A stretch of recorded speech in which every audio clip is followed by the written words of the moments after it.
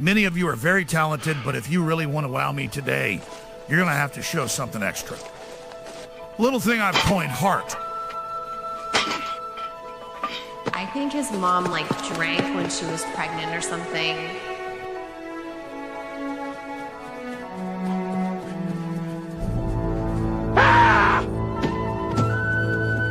Attaboy, JD. Hustle, hustle. I believe in you, JD. Don't listen to those motherfuckers. I know your heart's on the football field, but I need your head in history class, Mr. Vance. Yes, Vance, yes.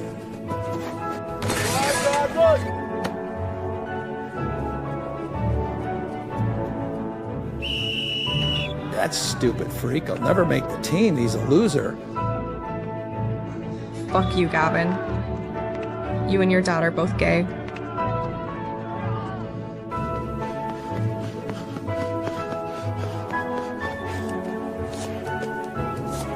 Damn it, Vance, I wish I had 100 of you. If only you could get those godforsaken test scores up. If you ask a hot chick to prom, I'll give you a C because history smiles upon the bold. Asking me for my permission to ask my daughter to prom is a really classy move.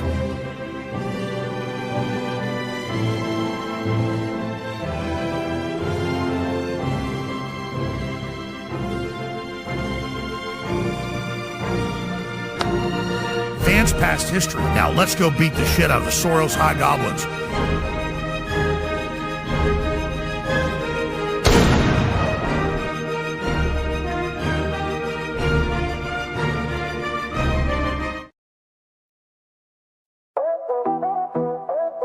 Yo, it's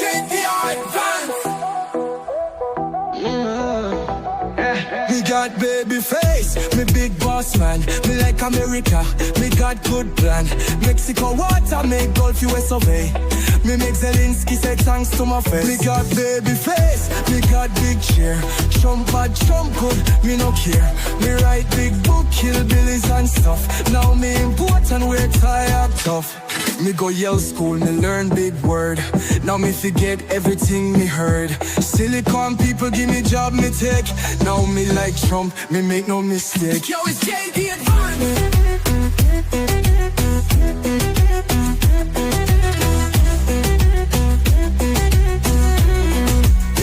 Me fight walk folk, me say never die. Me protect kids, me born liberal. Him,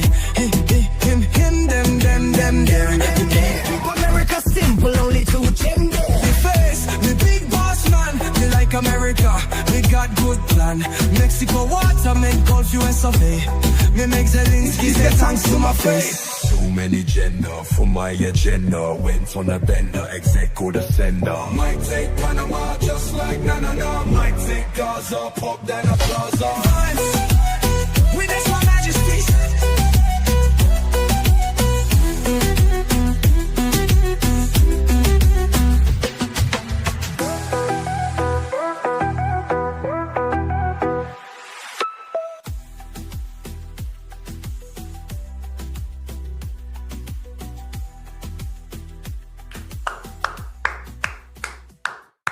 What's going on, everyone? Welcome into CobraCast 199. I am your host, Jeremy Prime, Mage I. of Unit 199. Happy to see all of you here on a Tuesday night, Wednesday morning. I haven't done anything all day today, so I have nothing but awesome energy. This is going to be probably a 6-hour live stream. It's going to be awesome. In all reality, I've literally just was on another stream. I've been streaming for almost 6 hours already. The mods are very mad at me. Miss ABF is very mad at me. And Mod Eric is mad at me. They're all mad at me. But whatever. It is what it is. We have a lot to talk about, a lot to cover. And ultimately, the best news ever. And I'm going to start out with the best news ever because you deserve the best news ever, ladies and gentlemen. The greatest news of all time is dropping right here, right now. Jasmine Crockett is very, very angry. She's very mad, and she is accusing Republicans of stealing her election. Oh, it's a glorious time to be alive. Jasmine Crockett storms out of her own event after crying they cheated following her brutal loss. She says Republicans rigged the election in areas with high black populations.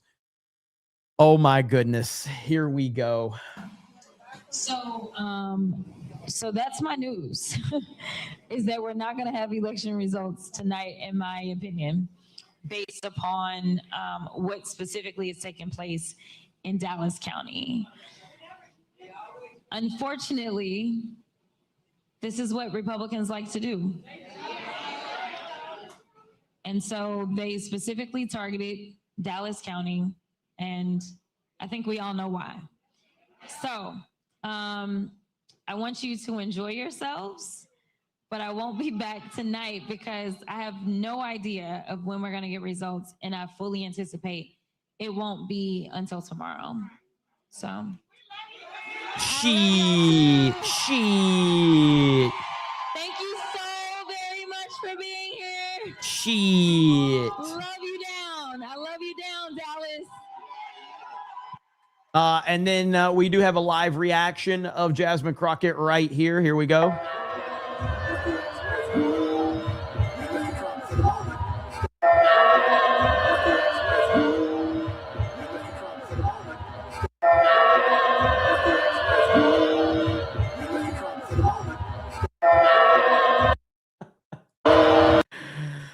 Oh, this is the best thing ever right here. This is glorious, and this is why the internet is awesome, and this is why AI can be awesome for stuff like this. This is glorious. By the way, I appreciate the guys rating did they already got done with super chats that quickly? Holy crap.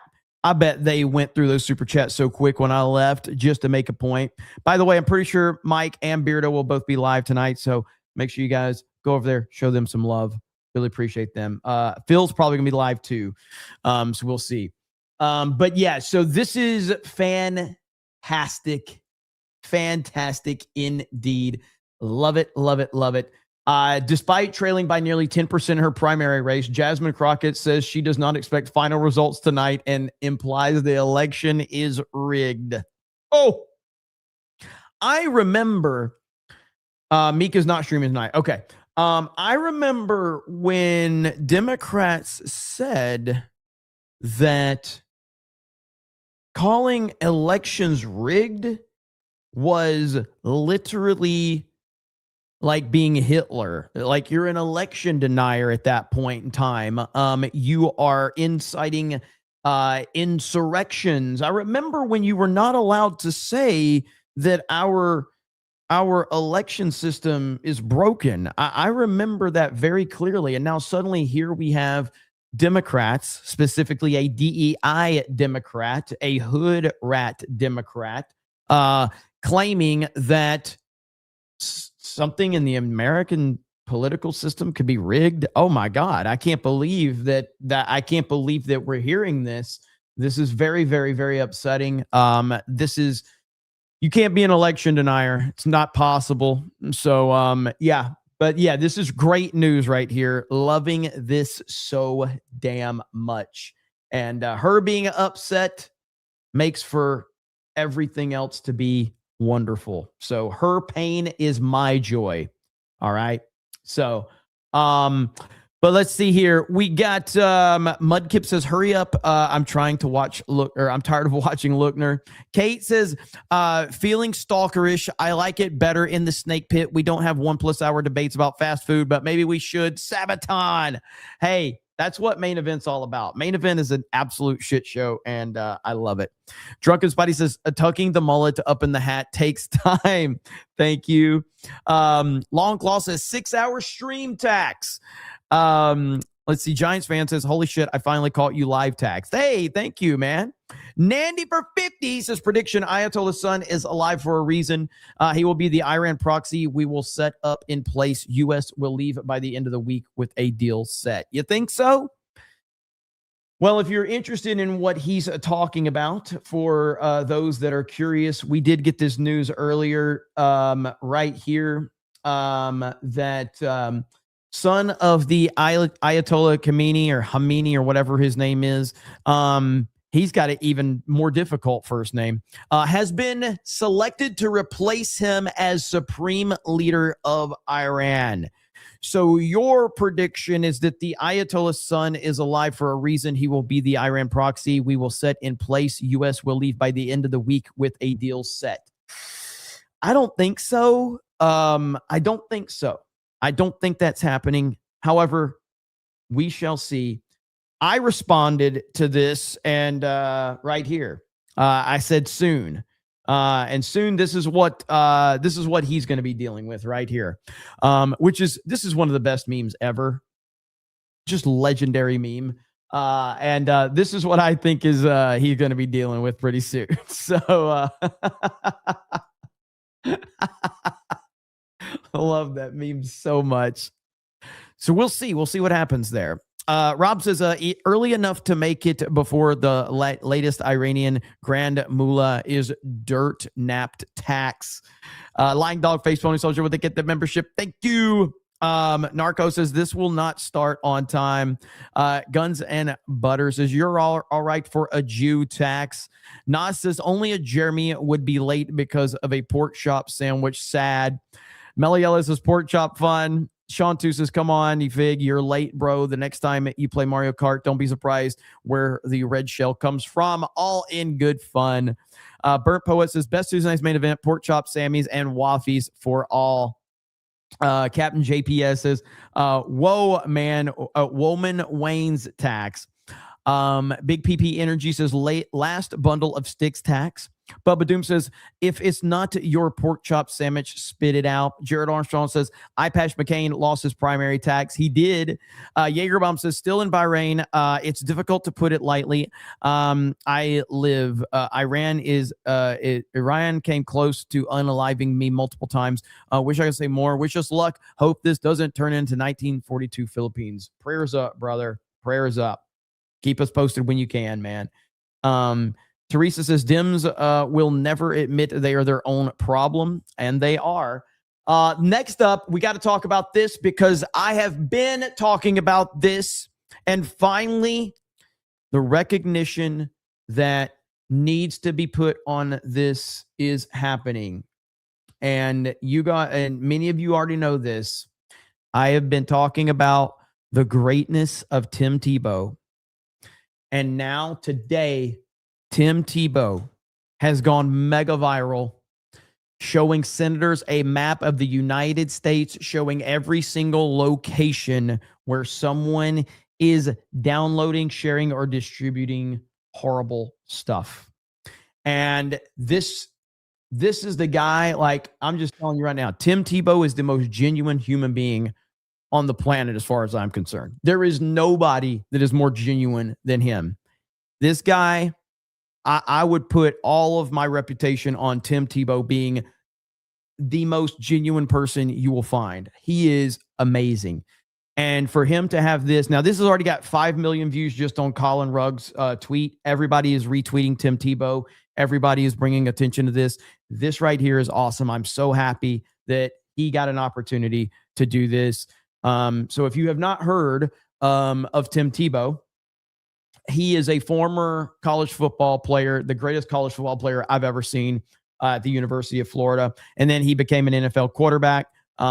He struggled as an NFL quarterback at times, but he also did amazing things in the NFL. But ultimately, he did something in the NFL that you are not supposed to do. And you may say, well, Jeremy, they let like people that have drug problems, domestic abuse problems, criminal records. What could Tim Tebow have done that's so bad that made him get ran out of the NFL? Well, Tim Tebow did the worst thing you can do if you are a prominent athlete. He believes in Jesus Christ, and he prayed, and he wore his religion on his sleeve, and he went out of his way to let everyone know how he was as a human being. And that's a very, very bad thing in the eyes of the mainstream. So here's Tim Tebow today. And we're just going to listen to it in its entirety because it is not easy to listen to, but it is necessary to listen to because more and more people need to be aware of the work that he is doing. Good morning, Chairman Hawley, Ranking Member Durbin, distinguished members of the committee. Thank you so much for having me. It's an honor and really a privilege and humbling to be here with all of you, Miss Julia, Miss Stacia, Yasmin, and Miss Jane. It really is humbling and feel unworthy to be sitting beside all of you. So thank you so much for your work. As you mentioned, I'm so blessed to be a part of the Tim Tebow Foundation, and we exist to bring faith, hope, and love to those needing a brighter day in their darkest hour of need. But to really sum it up, it's to fight for people that can't fight for themselves. And I believe that's exactly why we're here today. Several years ago, we were finishing a leadership meeting, and I do have a volume booster, and I just bumped the volume up. Did you guys notice the volume bump in the last 10 seconds? If so, that means my volume booster works. And I looked at Camille, our VP of Anti-Human Trafficking and Child Exploitation, and she had a very sober look on her face. And I said, Camille, what is it? What's breaking your heart? And she wrote down the number 20,000. And I said, Camille, 20,000 what? And she said, 20,000 boys and girls. That's the best guess of what law enforcement can see in rape and abuse images, but yet they're categorized as unknown, unidentified. So that led us to a meeting in Lyon, France with HSI, FBI, Interpol, Europol, NICMIC, Google, ONIMI, and 18 other countries to find out, okay, what actually is the closest thing to the truth? And it wasn't 20,000. It was 57,000 boys and girls in the ICSA database that have yet to be identified. And that led us to Renewed Hope 1, 2, and 3, which identified over 1,100 boys and girls, and over 550 of them have been safeguarded so far. And right now, 30 minutes away at C3, the Cyber Crime Center, which is just so many of the best investigators and agents that America has to offer. They really are incredible. We just came from there, and I just want to thank them because they are the tip of the spear and the best of the best. And right now, the biggest operation ever in the fight against child exploitation is taking place with 30 countries, 34 agencies, 94 investigators and victim identification specialists, and hopefully it will be one of the biggest operations ever in history. But the problem is that the number now is not 57,000. With all of the work that all of these people and amazing law enforcement agents and nonprofit NGOs are doing all around the world, the number is not 57,000 like we said 2 years ago. It's over 89,000. We are losing the battle and we are losing the war, and boys and girls are suffering for it. And to give you an idea of the scope of what's happening in America, there's a red dot map right over there over my right shoulder, and that's just a 6-month screenshot of the US. And every red dot that is on there is someone that is downloading, sharing, or distributing child rape images, almost all under the age of 12. And there's over 330 of them just in that 6-month screenshot. And we know that 55 to 85% of them are also hands-on offenders, and we know that your average offender has 13 victims in their lifetime. The scale of harm right here in America is, to a certain extent, hard to comprehend, but that's why we're here. And when you knock down one of those doors, you also have no idea how many boys and girls you're going to find. From Operation Renewed Hope 1, one of the doors that was knocked down, when they went in and seized his computer, they found that he also had raped 30 other boys and girls in that neighborhood. So there's a lot of work to do. And Ranking Member Durbin, you're right, we have to be able to act. A little over a year ago, I was at one of our protection centers, and a protection center has extra security because there's still a bounty and a price on these girls and young women's lives. And I was walking through the counseling rooms, and I walk up to one of the counseling rooms, and it's this beautiful couch, and it's got teddy bears and toys and children's books in it. And right behind the couch, there's a window. And right behind the window is the wall, and it's the edge of the protection center. I look up to the top of the wall, and it's the razor wire all the way around the top. And I'm just looking at this picture, and it's a surreal picture because inside, those girls are going to be cherished and loved and protected and cared for, but on the outside, they went through an earthly form of hell. And I'm standing there looking at this picture, and one of our team members comes and whispers in my ear as I'm looking at this picture. And he said, man, isn't it such a thin line between tortured and treasured? And he was right. It is a thin line between tortured and treasured. And you are that thin line. And all of you are that thin line. But we have to have more people on that line, and we have to do a whole lot more, and we have to do it faster, because every day we wait, they're suffering, they're crying. And I believe right now, many of them are praying that we would respond. But how are we really going to respond? Because I ultimately also believe that this is what we're called to do. And what is calling me, and in my opinion, the best definition is an urgent and divine invitation to accept responsibility for a particular task. But the question is, will we actually accept the responsibility of caring for these boys and girls and truly protecting them? Or are we just going to continue to talk about it? Because there's so much we can do, but the question is, will we?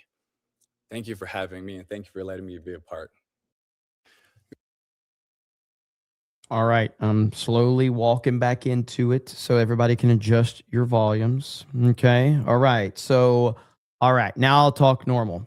So Tim Tebow is, he's been fighting this battle for a long time, and now he's getting a lot of traction for this. He should have already gotten traction. He's already mega famous, and he's talked about this before, and he's gotten some good traction on it. But today, he has really gotten a lot of attention, and I'm really happy about that. Now, he has also, he looks like he was on with Laura Ingraham. I have not heard this one yet.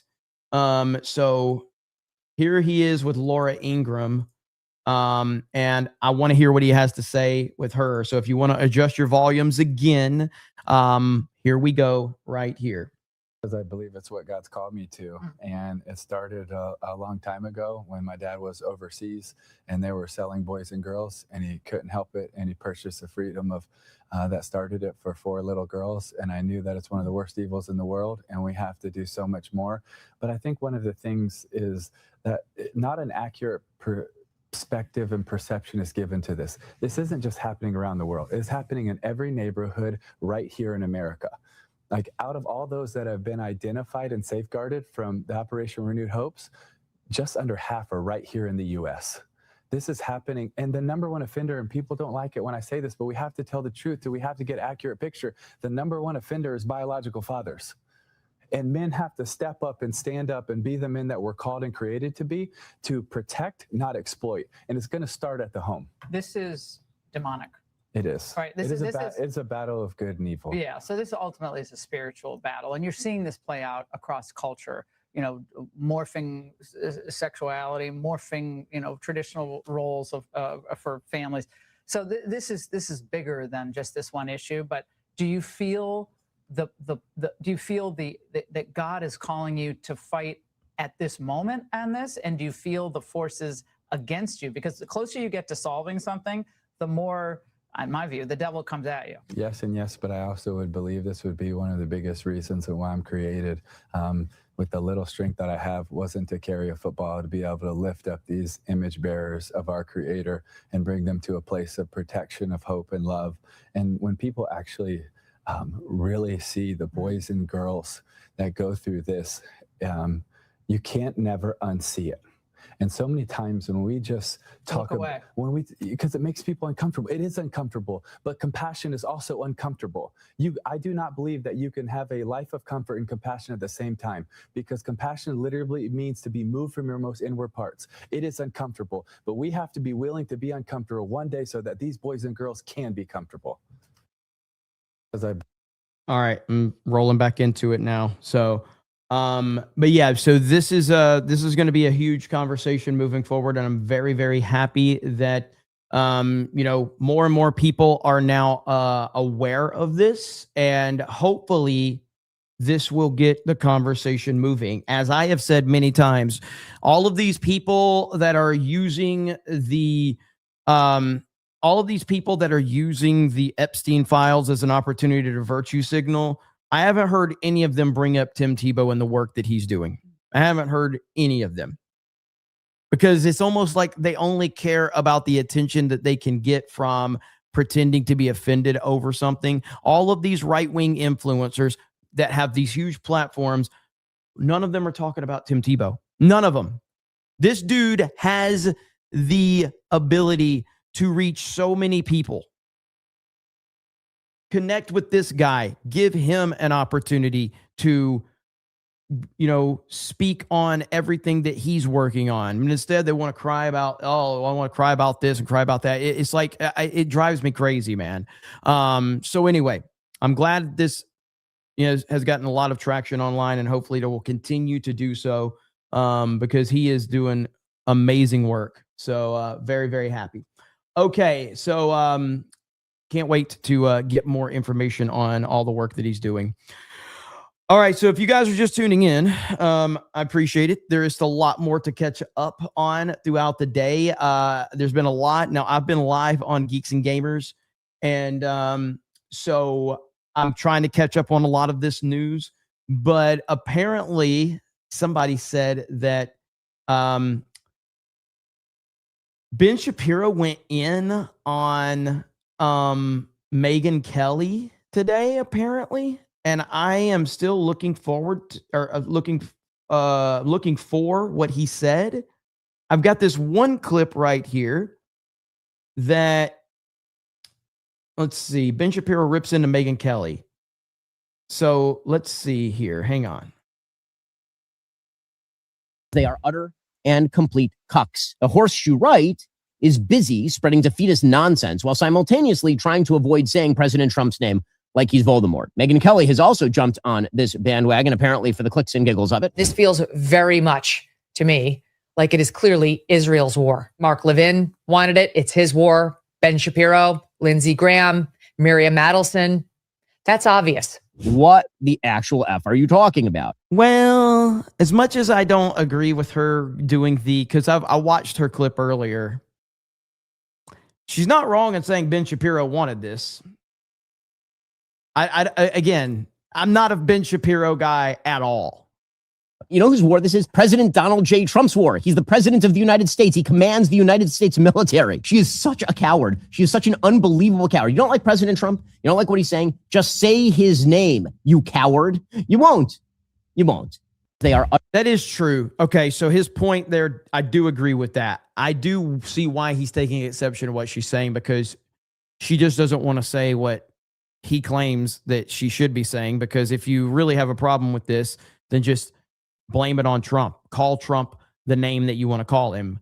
But she won't, so she's using the low-hanging fruit of calling, because essentially she knows that saying the names that she said, very popular with her crowd.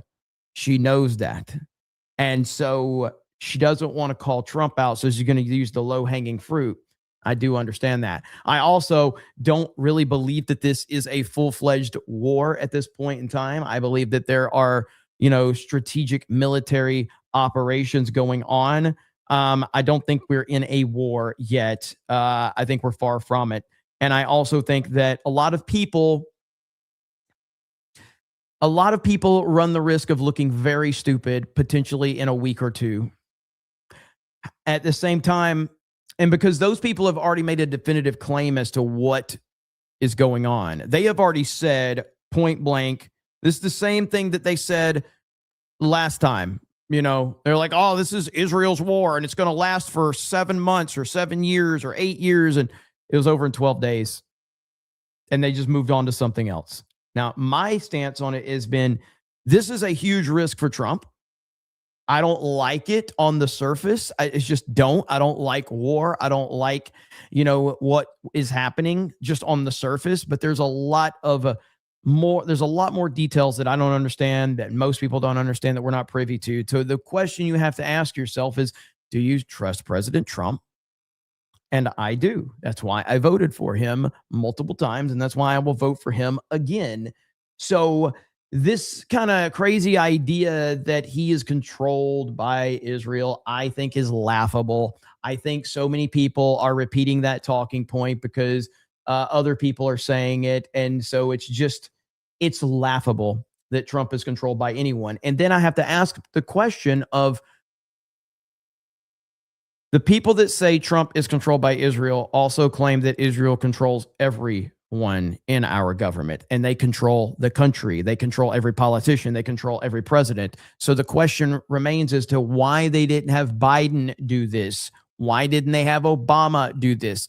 Why did they wait for Trump to do it? If they control everything, why didn't we do it back? Why didn't they do it back then? Why didn't we just be like, hey, let's just go in there now? Like, it makes no sense.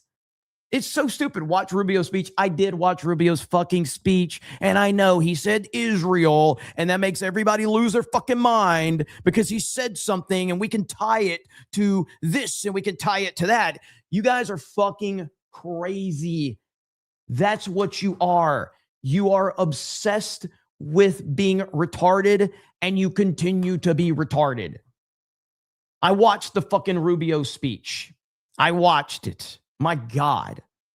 So again, I asked the question of the people that claim Israel's controlling everything, and they've always controlled everything. Why didn't they get Biden to do this? Why? Why didn't they get Biden to do it? Why didn't they get Obama to do it? Why? Explain that to me. Please, somebody explain that to me in simple terms. Don't complicate it. Just tell me. We clearly, Netflix Yahoo wants this to happen and has wanted this to happen for a long fucking time. So tell me why he didn't get Joe Biden, the most easily controlled president we've ever had. Why didn't they get him to do it? You can't answer that question. Oh, well, they were being patient because they knew Trump would be back in the White House. Oh, okay. Okay, that makes sense. Yeah. What? Fucking retarded, man. So, anyway, Ben Shapiro, I don't like. I think Ben Shapiro absolutely wants this war. I think Ben Shapiro is foaming at the mouth over this war. Absolutely 100%, just like Mark Levin, Dave Rubin or Gay Rubin, all of these lunatics, absolutely. Ben Shapiro is 1,000% Israel first. Ben Shapiro cares more about Israel than he has ever cared about America, and he has proven that time and time and time again. So if you want to tell me Ben Shapiro is that, I believe you. I agree. He's proven it over and over and over again. And I believe Matt Walsh is going to be out of a job very soon. And that's going to be very interesting. It's going to be very interesting because Matt Walsh, and the thing about Matt Walsh that is his criticism of Israel in this situation, I consider it to be far more valid because Matt Walsh has shown the ability to have a brain and he can think for himself. And for years, even though Matt Walsh has been very critical of not Israel, he's been critical of anything that's not America. And he's been very consistent with that criticism to the point where the anti-Israel crowd is constantly accusing Matt Walsh of being Israel first. Why? Not because they have anything to base that off of, because Matt Walsh works for the Daily Wire. That's it. That's their only thing that they had to tie Matt Walsh to being Israel first, was that he worked for the fucking Daily Wire. But all of his words, these lunatics don't listen to anything he said. They don't listen to a fucking thing he's ever said. But they go, well, you work for Ben Shapiro. And it's just like, that's fine. Yeah, he works for Ben Shapiro. So what? By your definition, all of you people that are calling this out, by your own definition, you all work for Jews too, because we all do apparently.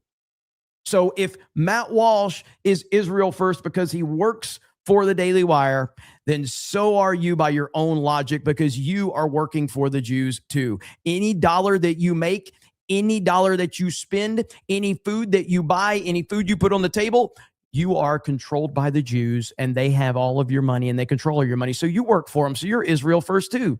This is how retarded these people are. They're fucking stupid.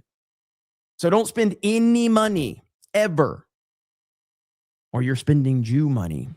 And that means you're controlled by them. I'm just trying to help you out. I'm just trying to help you out. How dare you spend that money? How dare you do anything? You can't drive a car. You can't use a phone. You can't use the internet. The internet you're watching me on right now, guess who controls that? Uh-oh. Uh-oh. So anyway, we'll see how this all plays out, but I am interested to see what happens with Matt Walsh. I have heard Megyn Kelly's video, and I've heard all the stuff that she's been saying. I've heard the stuff with Tucker Carlson. I've heard all of that. And I also saw where Laura Loomer actually, because Tucker Carlson essentially, he didn't call Trump a liar like Laura Loomer tried to make it out that he was, but he did imply that Trump is not smart enough to realize he's being lied to. Let me pull the clip up right now, and I will show you if I can find it. Give me just a second here, because I have bookmarked a lot of crap. Jeremy's so close. He's almost there. I'm almost there. He'll find out the truth one day, guys. He'll find out one day. Okay, sure. Whatever. Trying to find it right now. Where's it at? Laura Loomer.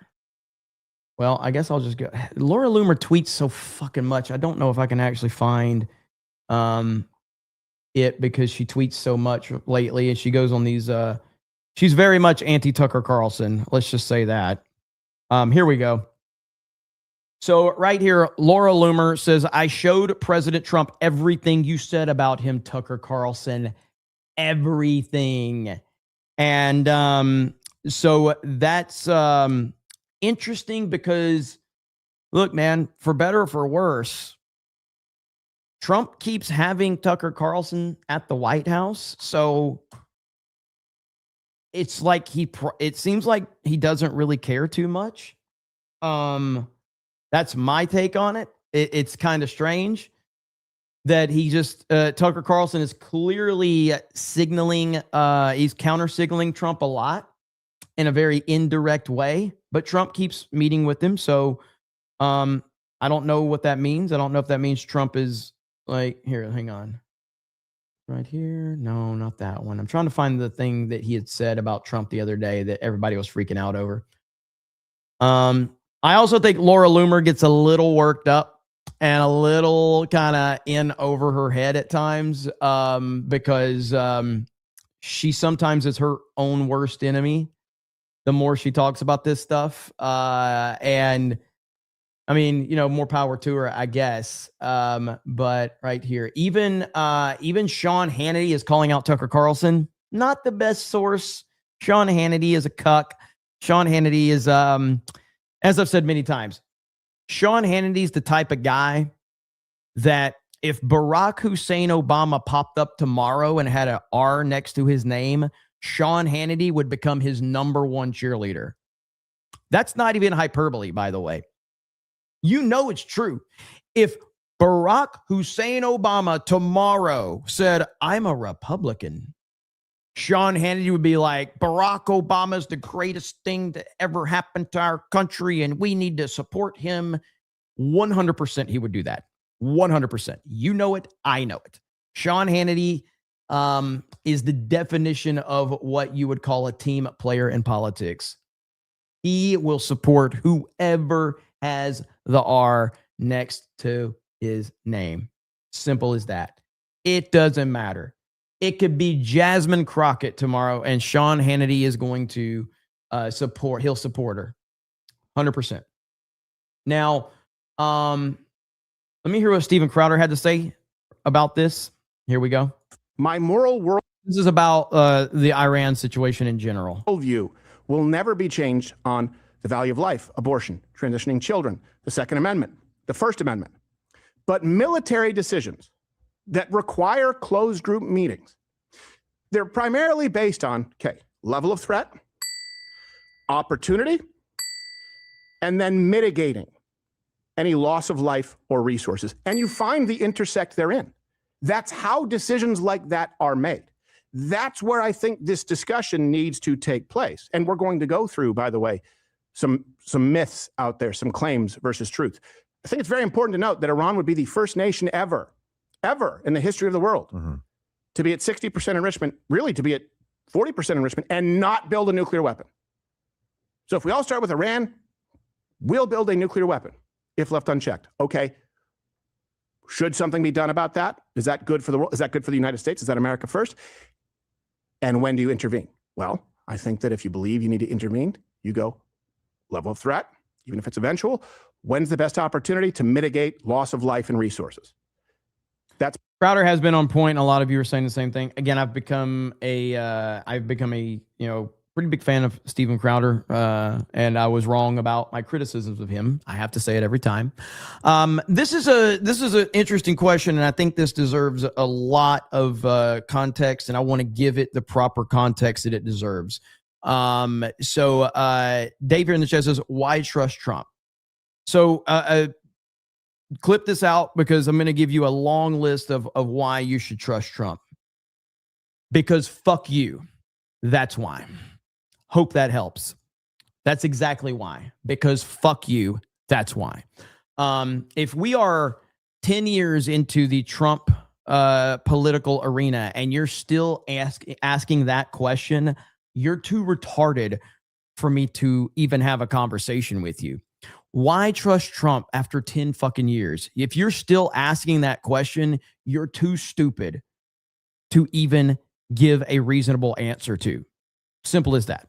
So that I stand by it because fuck you. See where we're at here. Stream here says, so who wants to share a BBBBB breaking news about how Israel kidnapped per leading reporter Jeremy, and somehow Candace is involved with the plot? Madness says, shit. Your Barmy says, election denier, lock her up. Toddy says, Brandon Herrera got beat bad. Really? No, he didn't. Hang on. Let's see here.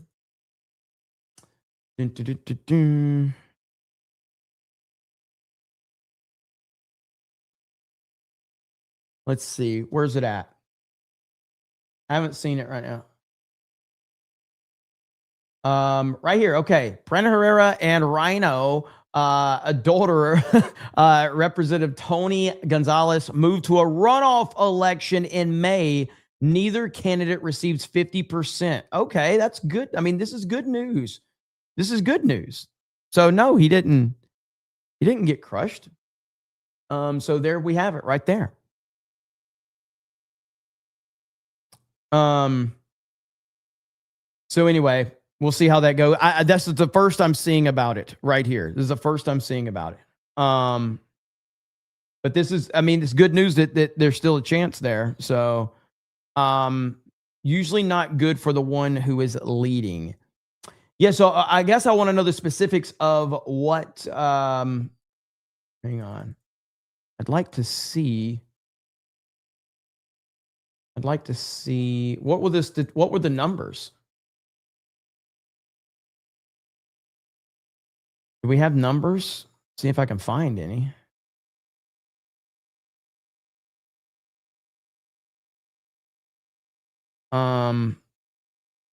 Halfway through the night, looks like it's going to head to a runoff between Brandon Herrera. So yeah, I mean, it's actually the gap is bigger than I thought, for sure. At least this is 2 hours ago. So right here. So 45.6 to 39.6. That's gonna be a tough one, probably. Who is this Keith Barton? Yeah, so if we could get a head-to-head between Gonzalez and Herrera, those guys are taking a lot of the votes right there. That's a lot of votes. It's closer now?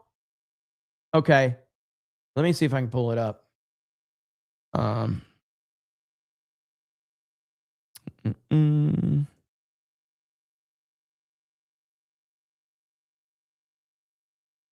Okay, here we go. This is live right here. So this is the most recent numbers we have right there. So, okay, it's very close then. Okay, is that right? Yeah. All right, that's good. So it is closer. I don't want your fucking website there. So there we have it right there. Okay. That's doable then. That's doable. Now, who is this Keith Barton guy? Is he taking votes away from Brandon Herrera? What's the theory there? And 66% expected like votes in. All right. So we'll see what happens there. Probably yes. He's a spoiler for Herrera. That's bullshit.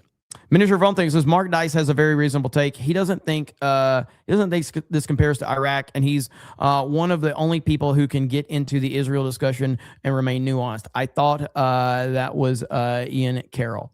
Yeah, 100%. Mark Dice is one of the few people that I agree with you completely. Mark Dice is one of the only major people that can have the Israel discussion without being a fucking complete retard. And so if you actually want to hear some strong criticism of Israel and this Iran situation and the U.S.'s involvement, I would highly recommend listening to Mark Dice. If you want someone that's just a complete lunatic, then go find everybody else that talks about it, because none of those people have the ability. And this is my criticism of it.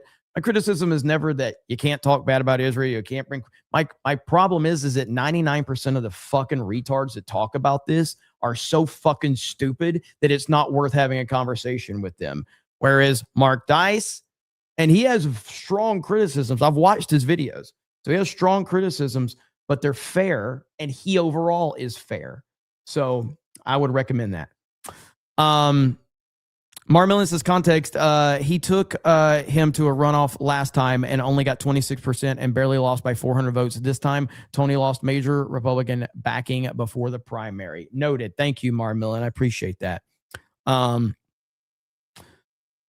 See where we're at here.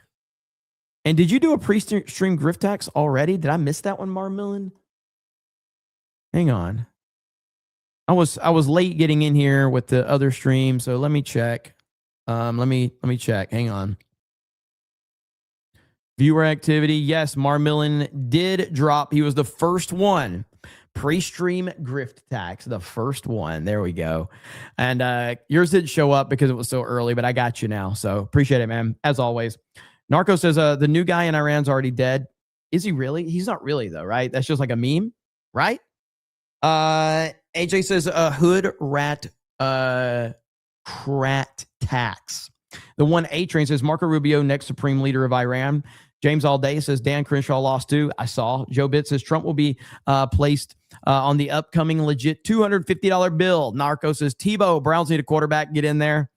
The NFL doesn't deserve Tim Tebow. They just don't. Net Steelers says my last super chat so I can donate to his charity in Ohio. And your booster did work on my end. Also, the Culver's rule 5 burgers, then try the rest on the menu. Donating to Tim Tebow's foundation is a worthy cause. 100%. Packy Proton says, did you see Hassan was giving his audience instructions on how to terrorize? I didn't. I think I just have Hassan. Well, I have Hassan's Twitter account muted. I think I have his name muted as well because I just can't stand to see him in my timeline because he's just so fucking cringe. So let's see here. What is this right here? And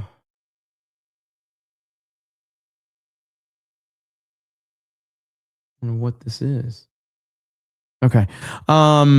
Bubba Doom says Trump is the most consistent person in D.C. I just watched a video of him from the early 80s. He didn't look much older than Barron talking about Iran. Oh, yeah. But Megyn Kelly and all these other clowns are going to tell you that Trump is controlled. It's just stupid, man. It's just stupid.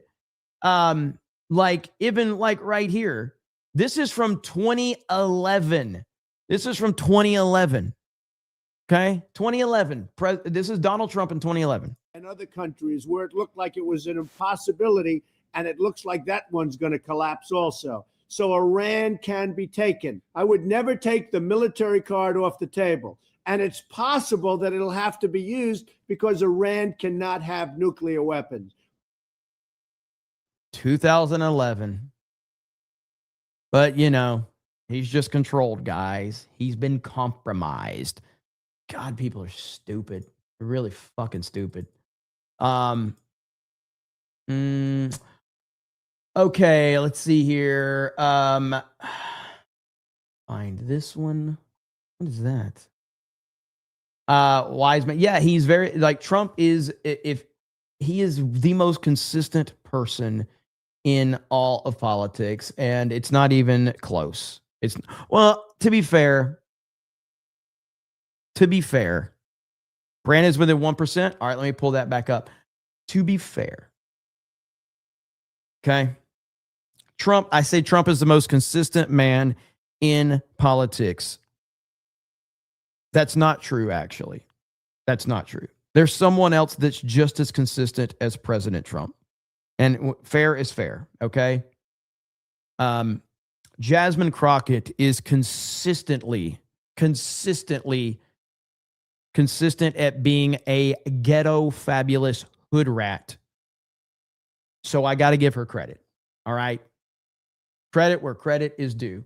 All right, so he's within 1% right now, ladies and gentlemen. So I'm just going to leave this up for a few minutes. This is real time.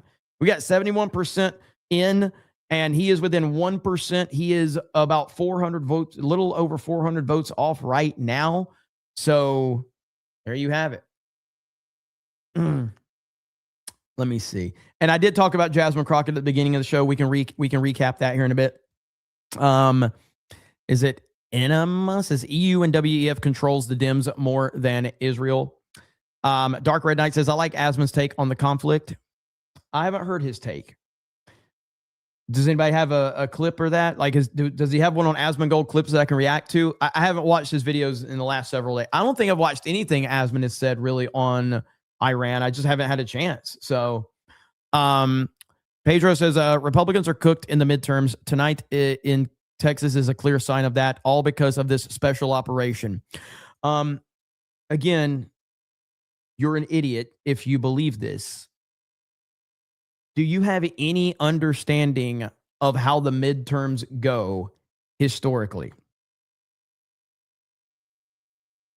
Do you have any idea the history of midterms for the sitting president? Do you understand how bad the numbers are for the sitting president? Do you understand this? Okay, so now what you're seeing is you're seeing people running with a narrative that is really statistically popular because the midterms are always tough for the sitting president. Always. I think there's like 2 times that we've ever had the sitting president actually do well in the midterms. One of those times was, wait for it, 9/11, when George W. Bush was literally the most popular president in history because of the terror attacks, and he had tons of momentum off of that.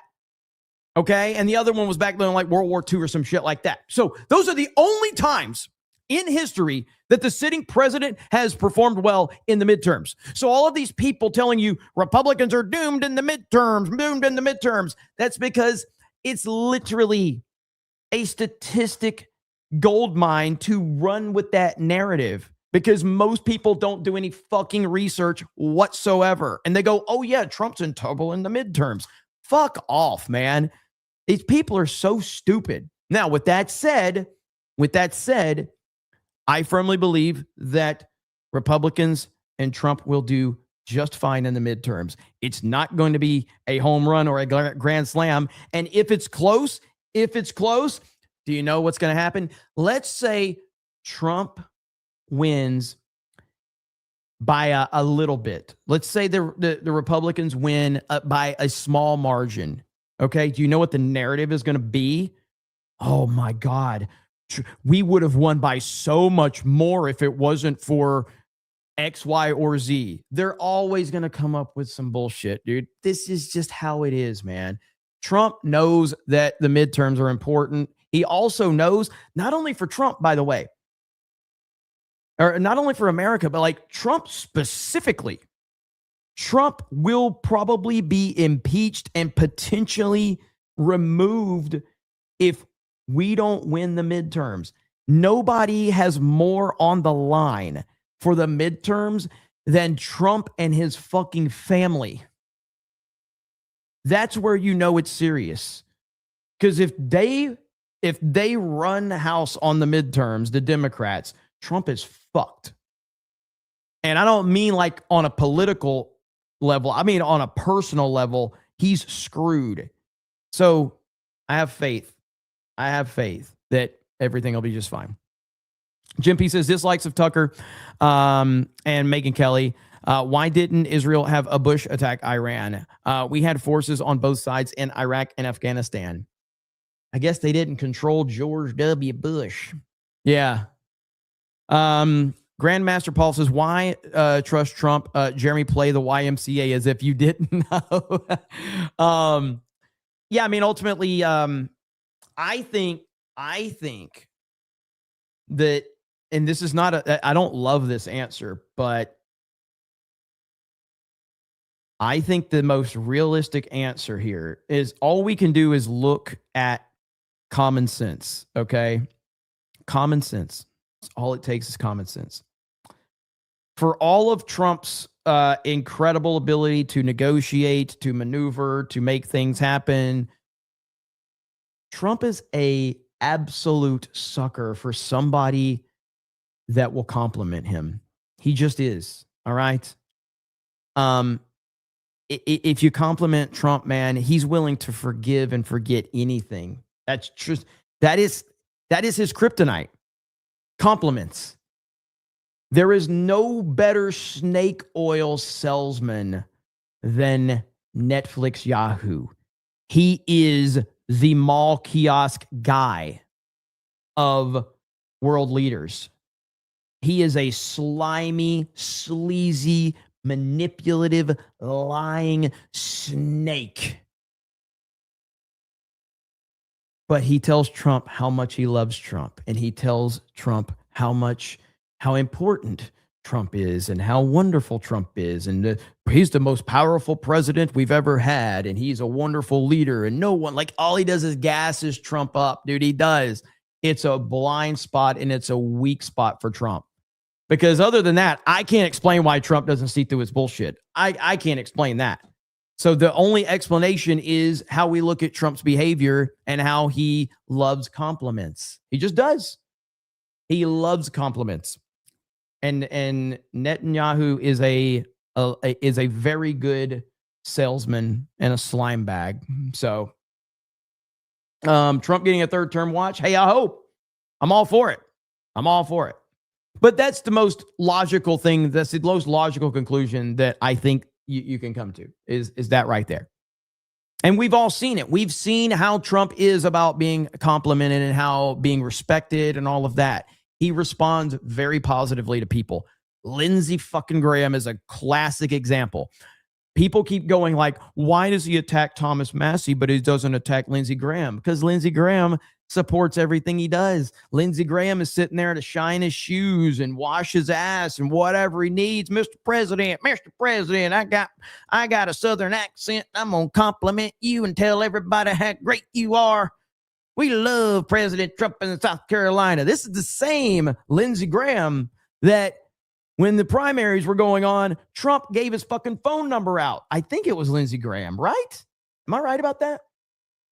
Trump, Lindsey Graham phone number. I think. Yeah, right. Candidates are changing their cell phone numbers tonight after this. Lindsey Graham, so he calls me a jackass this morning. And I said to myself, you know, it's amazing. He doesn't seem like a very bright guy. Okay? He actually probably seems to me not as bright, honestly, as Rick Perry. But today I got called a jackass by this guy. And then I said to myself, hey, didn't this guy call me like 4 years ago? Yes.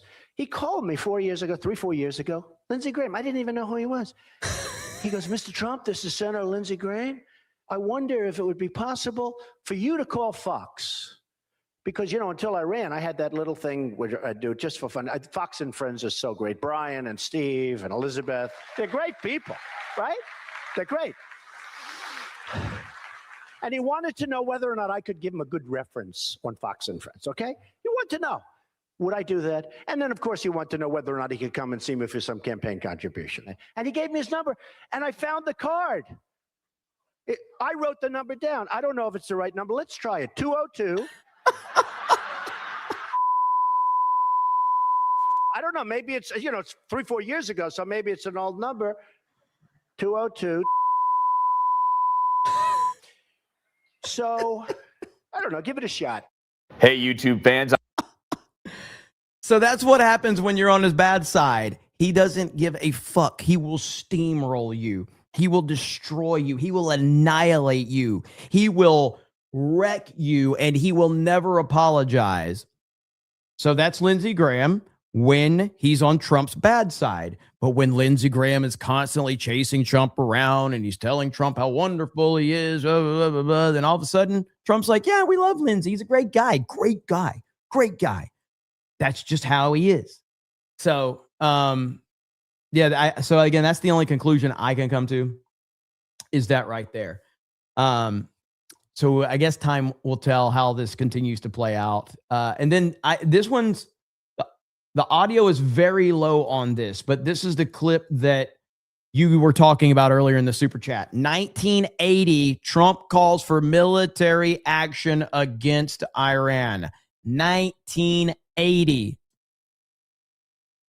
But yeah, Trump's just controlled by people, guys.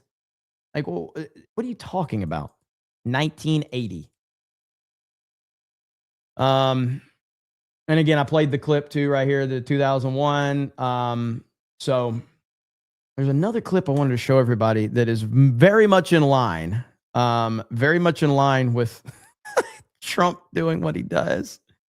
It was a Theo Vaughn clip that I'm trying to find. It was so good. I've never seen it before. And I knew that I wanted to show all of you because it's the most Trump shit I've ever seen. And it's so funny. I don't want to tell you what was said because here it is right here. Okay. This is absolutely peak Trumpness right here. Okay. Here we go. Listen to this shit right here. This is amazing. Here's the best thing about Trump. I will say this, right? He's like, you're doing great. You're fine. You're good. He goes, your parents are great. I was like, my dad been dead for 30 years. But he goes, but before that, he was doing good. I laughed so hard, man. Your parents are doing great. My dad's been dead for 30 years. Yeah, but before that, he was doing great. Here's the best thing about Trump. I will say this, man. He's like, you're doing great. You're fine. You're good. He goes, your parents are great. I was like, my dad been dead for 30 years. But he goes, but before that, he was doing good. Absolutely awesome, dude. Holy shit. The Under Armour Gamer says, from what we know, Trump still watches mainstream news, even though he knows they lie. I believe he still views Tucker as such. His team probably gives him the aggro of news and stuff. Yeah, he definitely likes his mainstream news. He definitely does. 8 o'clock says, many apprentice members got saved just by complimenting Trump. 100%. 100%. It's... Again, man, you've got to be very, very smart to deal with him. And some people can't handle it, I guess. So Charlie D'Angelo becomes a member. Thank you, brother. Appreciate you. John Jones says, Herrera likely wins the runoff as people voting for the other guys were likely voting against Gonzalez. Let's go back over and see where we're at. No update as it stands right now, but that's where we are. Toddy says, pray for Herrera. John Jones says, to be honest, in this situation, it feels like Trump is using Israel rather than the other way around. I mean, I hope so. I can't speculate on that. I mean, I know that there's some Trump fans that feel that way, and I think that that's how like a lot of the hardcore Trump fans would feel. But I wonder if it's just because I wonder what it's going to take for him to see through Netanyahu's garbage. Because regardless of like how I feel about the anti-Israel crowd and how retarded they are and all that, like that aside and my memeing of them aside, I do think that Netanyahu is a horrible person, a objectively terrible person. And he's incredibly unlikable. And he comes off as very, very vindictive and manipulative and slimy and all of that. And that is like, you can see that from a mile away. Like, it's easy to see how sleazy this guy is.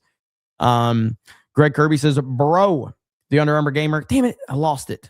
It went away. Hang on. I'll find it. The Under Armour gamer said, also woke up sicker than today. FML. Well, I hope you feel better, brother. I hope you feel better. Just every leader around the world. I mean, I agree with that, but there's something next level about Netanyahu. Like there's something next level sleazy about this guy. And I do agree. Almost all the world leaders are pieces of garbage, but he takes it to a whole different level. Storm Shadow says Trump is to compliments like Jeremy is to super chats. Hey, Dark Red Knight says Asman has a 14-minute video reacting to Rubio. He kind of gives all of his thoughts on the conflict in it. Okay, I might pull that one up.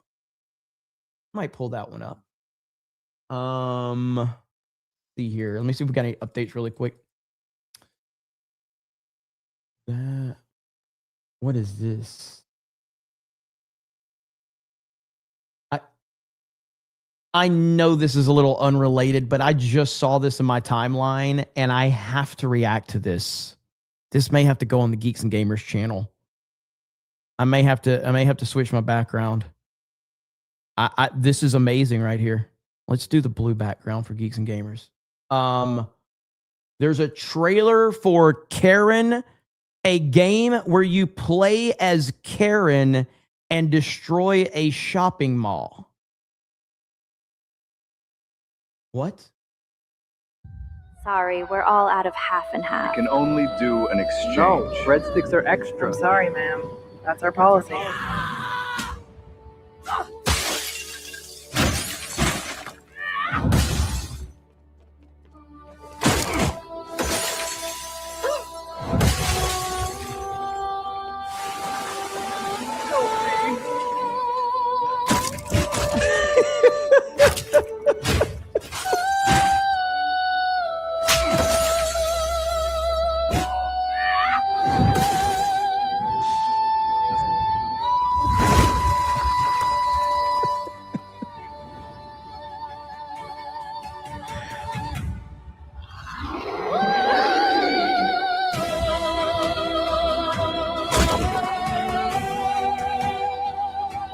Okay.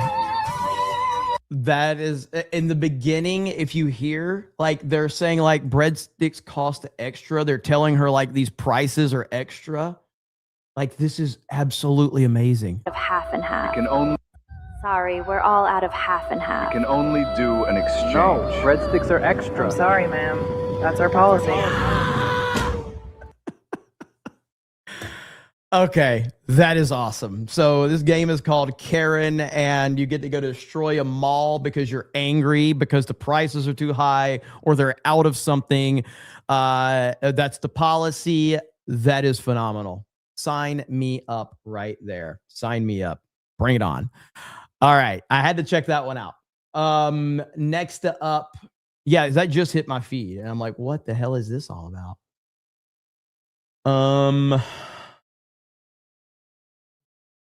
What is this? Hang on. What is this? This is what Trump said to Iran before the attack. Hang on. Here we go. You got some motherfucking nerds calling me out Shabbat on some little bullshit ass nigga. Better calm that shit down and come around here and show me some fucking respect before me and my Jewish niggas come up here and beat your ass, nigga.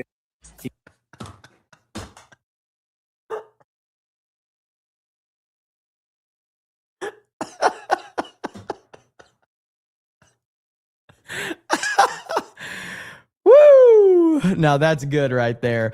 John freaking Murdoch for $50 and says, hey, Jeremy, I heard earlier in your stream that Miss ABF was mad at you. Not sure if it will make her feel better since I'm actually giving you money.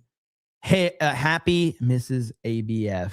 I think she's going to be very, very happy. I think she'll be very, very happy with that. So thank you, John, as always. Shit. Let's see. Got that one. It just somebody's super chat disappeared just now. StreamYard's just pissing me off with this crap, dude. Lying dog face. I got that one. Okay, maybe not. We should be good. This clip was freaking great. That was phenomenal. We got Jake Tapper pressed Senator John Fetterman after the Iran briefing and got an answer CNN viewers are not going to like. Okay. Senator, the Trump administration just wrapped up its Iran briefing for all members of Congress. Did they give any information that gives you any pause about supporting this war? No, nothing that I've heard. I mean, I think overall, I think the dynamic really is the same.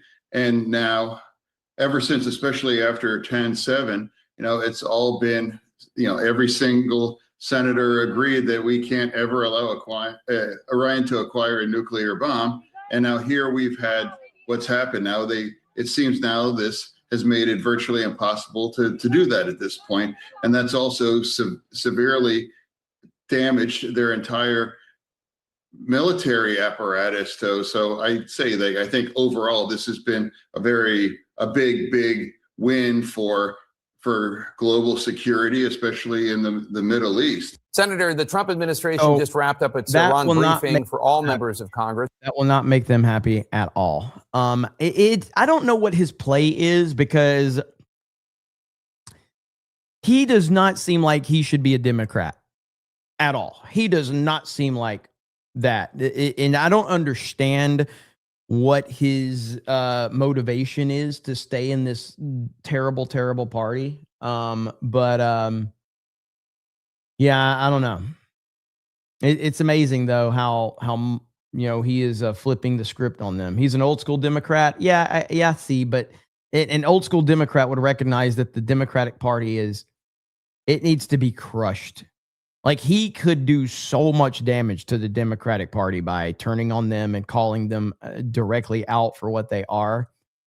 He could do a lot of damage. So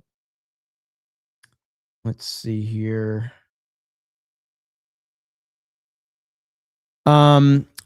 Steve says, best use of energy weapon, new supreme leader becomes supreme pizza without pineapples. What's up, Steve? Good to see you, brother. David Phillips says, Brandon Herrera is within 19 votes. Let's go, Brandon. Boys, let's go, Brandon. All right. That's what's up. Hell yeah, man. I'm going to keep this screen up for right now, and unless there's something I want to switch to. This is going to be our default screen for right now because this is just too good. Let me see if I can enhance this any more. No, let's see, right there. Okay, that's what we want right there. So we'll keep it right there, and we'll see what happens. Greg Kirby says, Obama gave medals to celebs related to Epi, meaning Epstein. Oh man, look at this. Look at this. Good old Crenshaw. I know he needs over 50%. So it's not about I know he's not going to get over 50%. So it's going to go to a runoff, but it will be very symbolic if he does end up getting more votes prior to the runoff. You know what I mean? So I get that, somebody has to be over 50%. We're going to go to a runoff. We know that, but we still need, it'll be very symbolic for him to have more votes.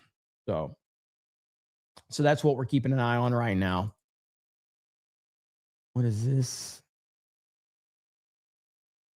So if you're just tuning in, Jasmine Crockett did lose tonight, and she's playing the victim as she often does. And right now she's saying that the election was rigged. That's right. Yes, she's saying it was rigged. Beautiful to watch her meltdown. And this is right here. Here we go. All Red has already stated. We encourage each and every one of you to remain resilient. We cannot allow this type of behavior to be rewarded, because so long as they know that they can win, even if it means cheating, then they will continue to do it. So I am asking you, I am begging you to make sure that you go ahead and figure out where it is that you are supposed to vote, stand in line, wait in line. All red has. I think I understand what she's saying now. Hold on. I think I've got it all figured out. Hold on. So here's what the problem is, okay? I do understand now. I gotta pull it up. I get it. She's on to something, guys. She's on to something.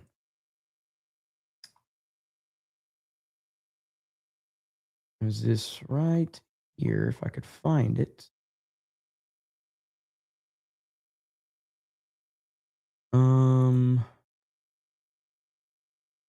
Okay, right here. Here we go. Okay, yeah, she's absolutely on to something. If I could find the volume. Kids growing up in the Bronx who don't even know what the word computer, black kids growing up in the Bronx who don't even know what the word computer is. They don't know these things. And I want the world open up to all of them, because when you have their diverse voices innovating solutions through technology, then you're really addressing society's broader challenges. Young black kids growing. I think this guy did this TikTok after Joe Biden said something about black people not understanding how to vote or not knowing what a laptop is or something like that. And so it's amazing how Democrats seem to think that the people that they pander to suddenly become too stupid to vote for them. They don't understand. They don't understand. We don't understand. It's like, good Lord, man. It is truly phenomenal to watch that play out. So, now we have Jasmine Crockett here. Looks like Jasmine Crockett doesn't need the fake life stories anymore. Bye-bye. I had a great background as relates to my ability to deal with numbers, and it was going to pay well. So I was like, I'll be an accountant. Unfortunately, around my junior year, I was the victim of a hate crime or two. And so were a group of my friends, all at the same time. Cars were keyed with the N-word. We received hate mail in our on-campus mailboxes. And at that time, my school hired the Cochran firm. And there was a lawyer who graduated from University of Houston who was assigned to me. And it was the first time in my life that I felt helpless. And I was like, I want to help people that are going through what I've just experienced. And at that point in time, I decided that I was going to sit for the LSAT. I did Little Shop of Horrors. So when I was in college at Rhodes in Memphis, I ended up doing Little Shop of Horrors. What part did you play in that? I was one of the women that was singing. Okay. Yes, I was in the chorus. Okay. And so I ended up doing it, and the mock trial coach recruited me to do mock trial. And I was like, no. By this time, I decided I was going to be an accountant. Didn't want to do anesthesia no more. Still didn't want to talk to people. So then he goes, no, you should do mock trial. And I said, that's for the kids going to law school. Long story short, he recruits me. I do mock trial just my senior year. I become a national All-American. He says, you should go to law school. So I applied, got a full ride, and said, fine, if I don't like it, I'll quit.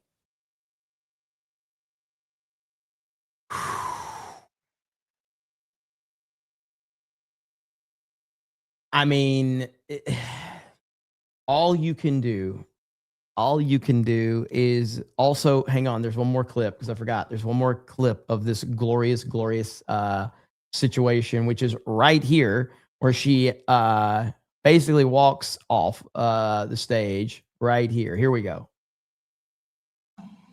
So that's my news, is that we're not going to have election results tonight, in my opinion, based upon what specifically is taking place in Dallas County. Unfortunately, this is what Republicans like to do. And so they specifically targeted Dallas County, and I think we all know why. So I want you to enjoy yourselves, but I won't be back tonight because I have no idea of when we're going to get results, and I fully anticipate it won't be until tomorrow. So I love y'all too. Thank you so very much for being here. Love you down. I love you down, Dallas. Dude, she's so mad. So when she went backstage, this is what she was doing backstage. So this was her backstage immediately after saying how much she loved everybody and how much they meant to her. She went backstage, and this is what we got right here. So enjoy it. Also, right now, Brandon Herrera is within 4 votes. Let me say that again. He's within 4 votes. Holy crap. Here we go. 4 votes, 76.7 votes are in. That is crazy. Who do we want to win? We want Brandon Herrera to win. Easily. I've met him before. So let's see here. Find this. Okay. Oh no. Let's see. Find this. Okay.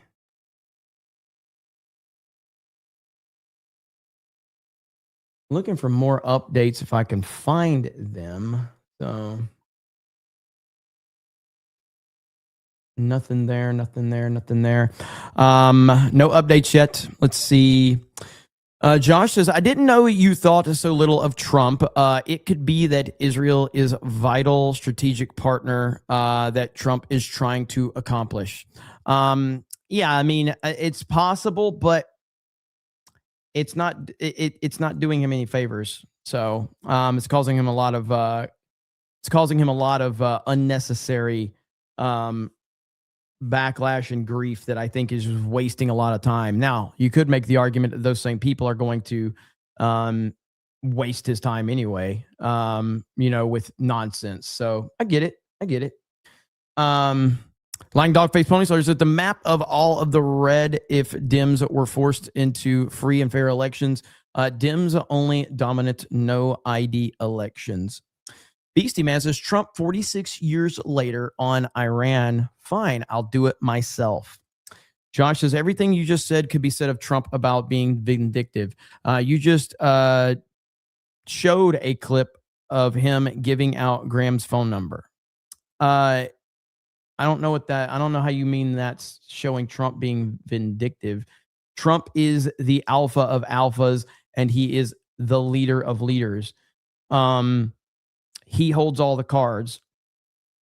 Netanyahu pretends that he holds all the cards and acts like he holds all the cards and wants to put out this image. There's a reason that so many countries want nothing to do with him or Israel for a reason. So again, we're talking apples and oranges right there. So, I mean, you can make an argument that any leader or boss or businessman or any successful person is vindictive because you have to be. But when I'm applying it to Netanyahu, there is nothing about this man that comes off as genuine. And the fact that this man is constantly in the United States of America, showing up on podcast, having meetings with U.S. podcasters, trying to get them to, have meetings so that he can leverage them to make them go and put pro-Israel messages out. Like it's apples and oranges. But no world leader should be in our country having fucking private meetings with podcasters and media people. Josh says everything. Oh, I got that. Jeremy Jans, Beardo missed the pick. David Phillips says Brandon Herrera is within 19 votes. Let's go, Brandon. Yeah, well, now it's 4 votes now. Josh says, why didn't I get rid of that one? Greg says Obama gave medals to celebs related to Epi. Bird Up says Fetterman sticks around because he wants to push the Democratic Party back towards Clinton era. Piano Dean, the Fetterman thing is quite unusual. It's a rare thing that a stroke fixes one's brain. Doug Diggs says, finishing up my pork sandwich just in time for CobraCast. This is the one Beardo struggled with. Shoggoth Says, I love a good CobraCast lurk. Also, Masad said the code word was cream pie. Soul Ahmed says, what do you think about Colbert lying about being censored to bring attention to Crockett's opponent who won tonight? The dim establishment stepped in to get rid of her using Colbert's lies and outrage. What do you think of Colbert lying about being censored to bring attention to Crockett's opponent who won tonight? I'm not sure I know about that. I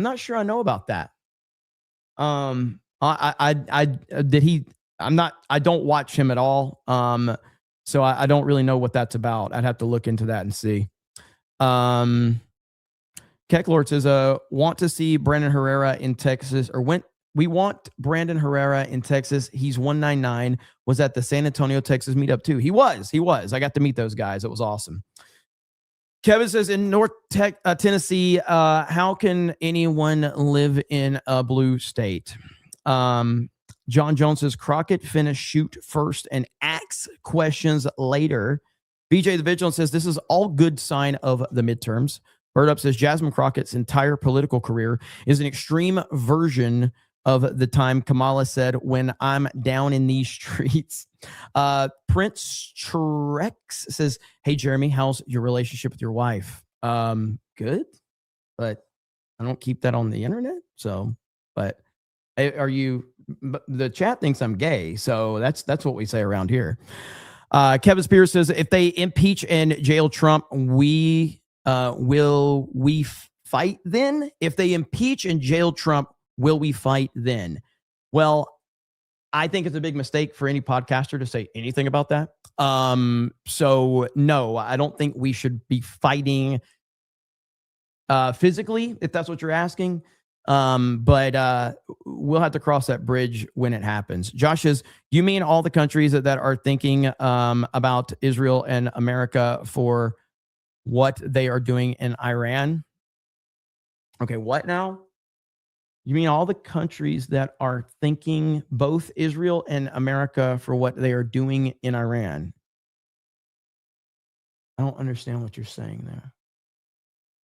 You mean all the countries that are thanking both? Oh, you mean all, when I said that there's so many countries that don't like Israel or whatever. I mean, again, you can find plenty of them if you want. But there's also plenty of them that don't like them. So Corn Pop says, Jeremy is getting confused because he's reading my chat. Corbin Dallas says, cool show. I'm willing to bet that the laser guns they are using on the battlefield probably originated from Tesla's death ray from back in the 1930s. Longclaw says, do a car video where you go to Culver's and eat a pork chop sandwich. I might just have to do that. All right. So Brandon Herrera is still within 4 points. We have a deadlock, 42.5 to 42.5. Again, a candidate has to get 50% of the vote. That's not going to happen. So this is going to a runoff. We know that. This is all just for optics right now. And I think it's good optics if Brandon Herrera gets more votes. And it seems like it's trending in that direction. Refresh it. I think it's refreshing on its own, isn't it? Let me refresh and see. Hang on. Yeah. So it refreshes on its own. It does real-time updates.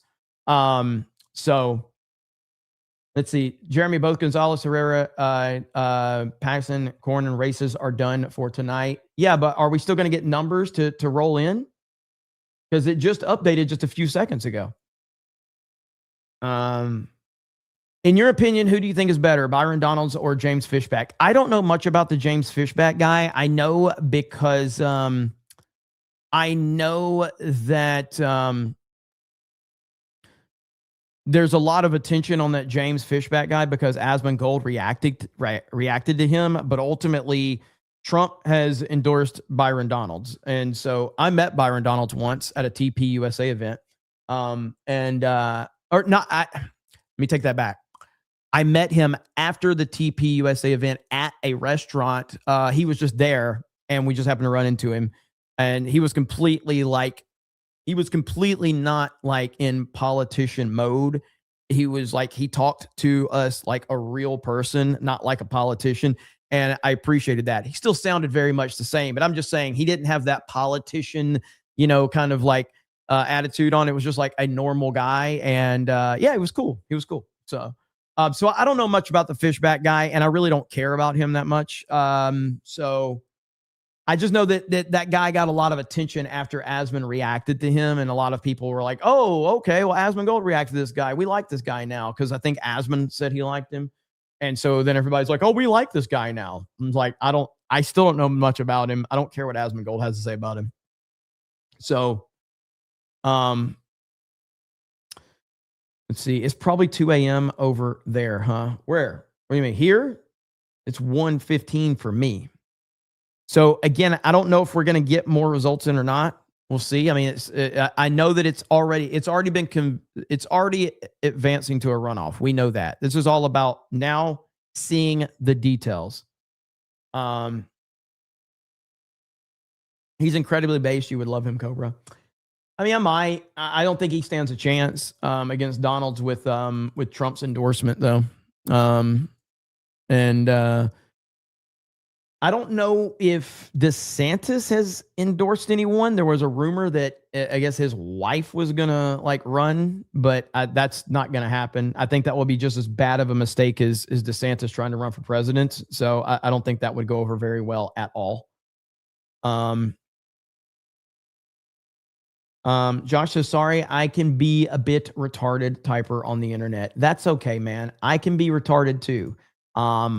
As a matter of fact, I am retarded. I'm very retarded. I feel your pain on that. We all kind of suffer from that around here. That's for sure. Okay. Let me give you guys a quick update on the latest that we have out of Iran. Here we go.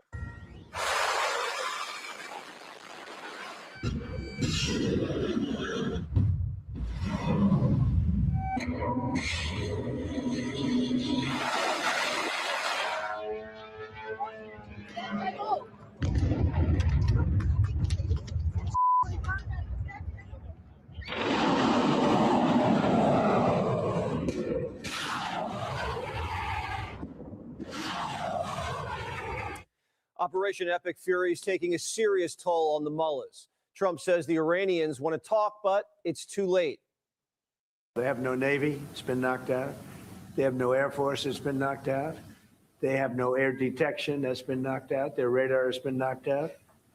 And just about everything's been knocked out. 1,000 Iranian fighters have also been knocked out. And that doesn't include the Ayatollah and his lieutenants. Earlier today, the remnants of the regime were holding a vote to pick the next supreme leader when the meeting ended early due to an Israeli missile. The president says the damage was substantial and a third wave of attack is in the works.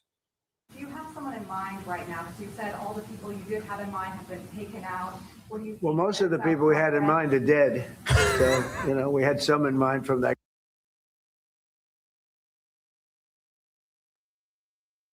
Dude is so savage, man. Holy crap. Do you have someone in mind right now? Because you said all the people you did have in mind have been taken out. What do you think? Well, most of the people we had in mind are dead. So, we had some in mind from that group that is dead. And now we have another group. They may be dead also, based on reports. So I guess you have a third wave coming in. Pretty soon we're not going to know anybody. The response from Tehran's been a mix of short-range missiles and cheap drones thrown haphazardly at our allies. U.S. Central Command's hunting down their launchers, taking them out one by one without apology or hesitation.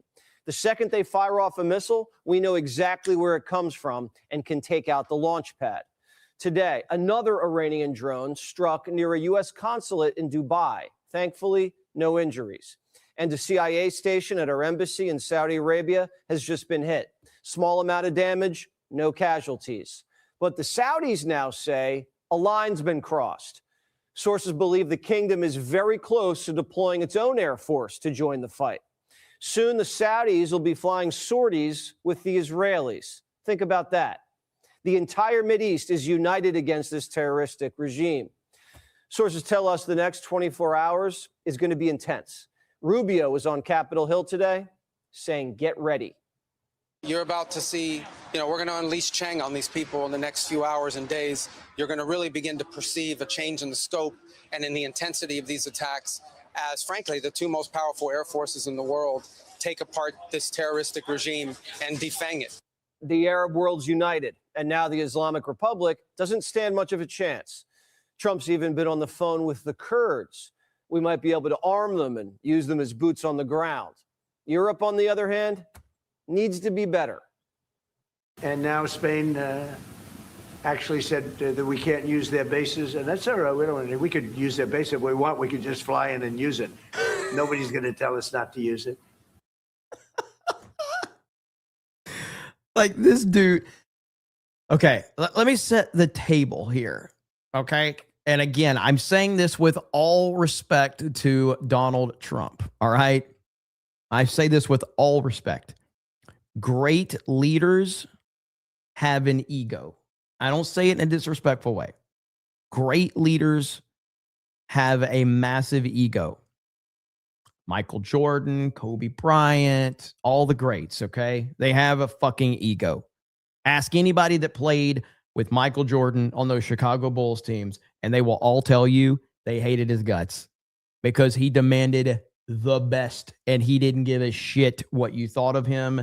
Same with Kobe Bryant. His teammates did not like him because he demanded the best. All right? So Trump, whatever. He's got a huge ego. All right? Now, on top of that, he may have the biggest ego we've ever seen, but on top of that, now Donald Trump is already the most famous person in the world. Now he's the most famous president of our lifetime, and he's the most powerful president, and he has rebuilt the military. So now you've got massive ego, massive fame, massive power, and he has the most powerful military in history backing him up. Nobody's going to fuck with him. Nobody. Actually said that we can't use their bases, and that's all right. We could use their base if we want. We could just fly in and use it. Nobody's going to tell us not to use it, but we don't have to. But they were unfriendly, so we're going to cut off all trade with Spain. We don't want anything to do with Spain. I'm not happy with the UK either. This is not Winston Churchill that we're dealing with. Now we know why we can't rely on NATO for Greenland. They won't let us use their bases to fight the #1 state sponsor of terror. The United States is doing the world a favor, and the administration says it was now or never. Listen, let me explain to you guys this in simple English, okay? Iran is run by lunatics, religious fanatic lunatics. They have an ambition to have nuclear weapons. They intend to develop those nuclear weapons behind a program of missiles and drones and terrorism that the world will not be able to touch them for fear of those things. And this is the weakest they've ever been. Now is the time to go after them. Trump's top negotiator, Steve Witkoff, says the Iranians walked up to the negotiating table dangerously cocky. In that first meeting, both the Iranian negotiators said to us directly, with no shame, that they controlled 460 kilograms of 60%, and they're aware that that could make 11 nuclear bombs, and that was the beginning of their negotiating stance. So they were proud of it. They were proud that they had evaded all sorts of oversight protocols to get to a place where they could deliver 11 nuclear bombs. The president said the United States needed to shoot first. You see, we were having negotiations with these lunatics, and it was my opinion that they were going to attack first. They were going to attack. If we didn't do it, they were going to attack first. I felt strongly about that. The White House says these are the objectives. Don't wait for Iran to get a nuke. Nuclear blackmail, no fun. And they might even launch first. Their ballistic missiles needed to go. They can already reach Europe. And in a few years, they could reach New York. Obama gave the Iranians the money to build the missiles they're shooting at us right now. What a disgrace. Their Navy must be eliminated so they can't choke off oil flows and jack up prices. Yeah, that's another thing. Like, why if Israel and the Jews control the president of the United States, why did Obama give Iran so much, so many billions, and like, why? Explain. That makes no fucking sense. Why? These theories are so retarded. It makes no fucking sense. And cause inflation. Their terror proxies, Hezbollah, the Houthis, Hamas, have done too much damage. And the Chinese have been financing the Iranian military and buying their cheap sanctioned oil at a discount. That ends now. Iran and Venezuela, that would make 2 petro dictatorships we flipped. They're proxies of Russia and China. And now we control most of the world oil market and kicked the Chinese and Russians out of the Middle East. Beijing and Moscow haven't lifted a finger to help their ally in Tehran. The whole world sees that. And all the Chinese missile defense batteries they sold to mullahs, we took them out on day 1. Made in China, you get what you pay for. This war is going well. It's ahead of schedule, but it's early. In the short term, high oil prices are going to make things a little more expensive. But Trump's promising to ensure shipping through the straits and directing the Navy to escort oil tankers to keep energy flowing. The Trump administration is basically now the new Lloyds of London. So buckle up. Now we have full control of the skies. Iranian missile launches have gone from about 100 a day to now just 20. The U.S. Air Force has just begun significant bombing runs targeting every inch of the regime's military and political infrastructure. I do feel like, well, this video clip's almost done, so. B-52s currently conducting a shock and awe campaign over the Iranian capital, targeting Republican Guard command and control nodes, as well as weapons depots and missile assembly facilities. We pray for our service members putting their lives on the line and hope that Operation Epic Fury continues to be a success. Agreed. Yeah, I mean, we could, and again, I don't know. You don't know. Nobody really knows except for probably the administration. We could be a few days away. We could be a week away. I tend to believe we're certainly not going to, my gut feeling is that we're not going to be involved in this by the end of the month of March. I just don't believe that we're going to be intertwined in all this. But let's just say we're a few days away from this being over. All of the people that are pushing this narrative of what it is are going to look very, very stupid. But you may think, oh, yeah, that's true. Yeah, but it doesn't matter. They've already looked stupid 1,000 times. They don't care. They will continue to look stupid, and they don't care. And they're just going to run with another narrative about Trump and another narrative about Trump and another narrative. That's just how it is. So I don't think that that's going to matter. Those people are going to continue to talk about whatever it is they want to talk about. I did see this the other day.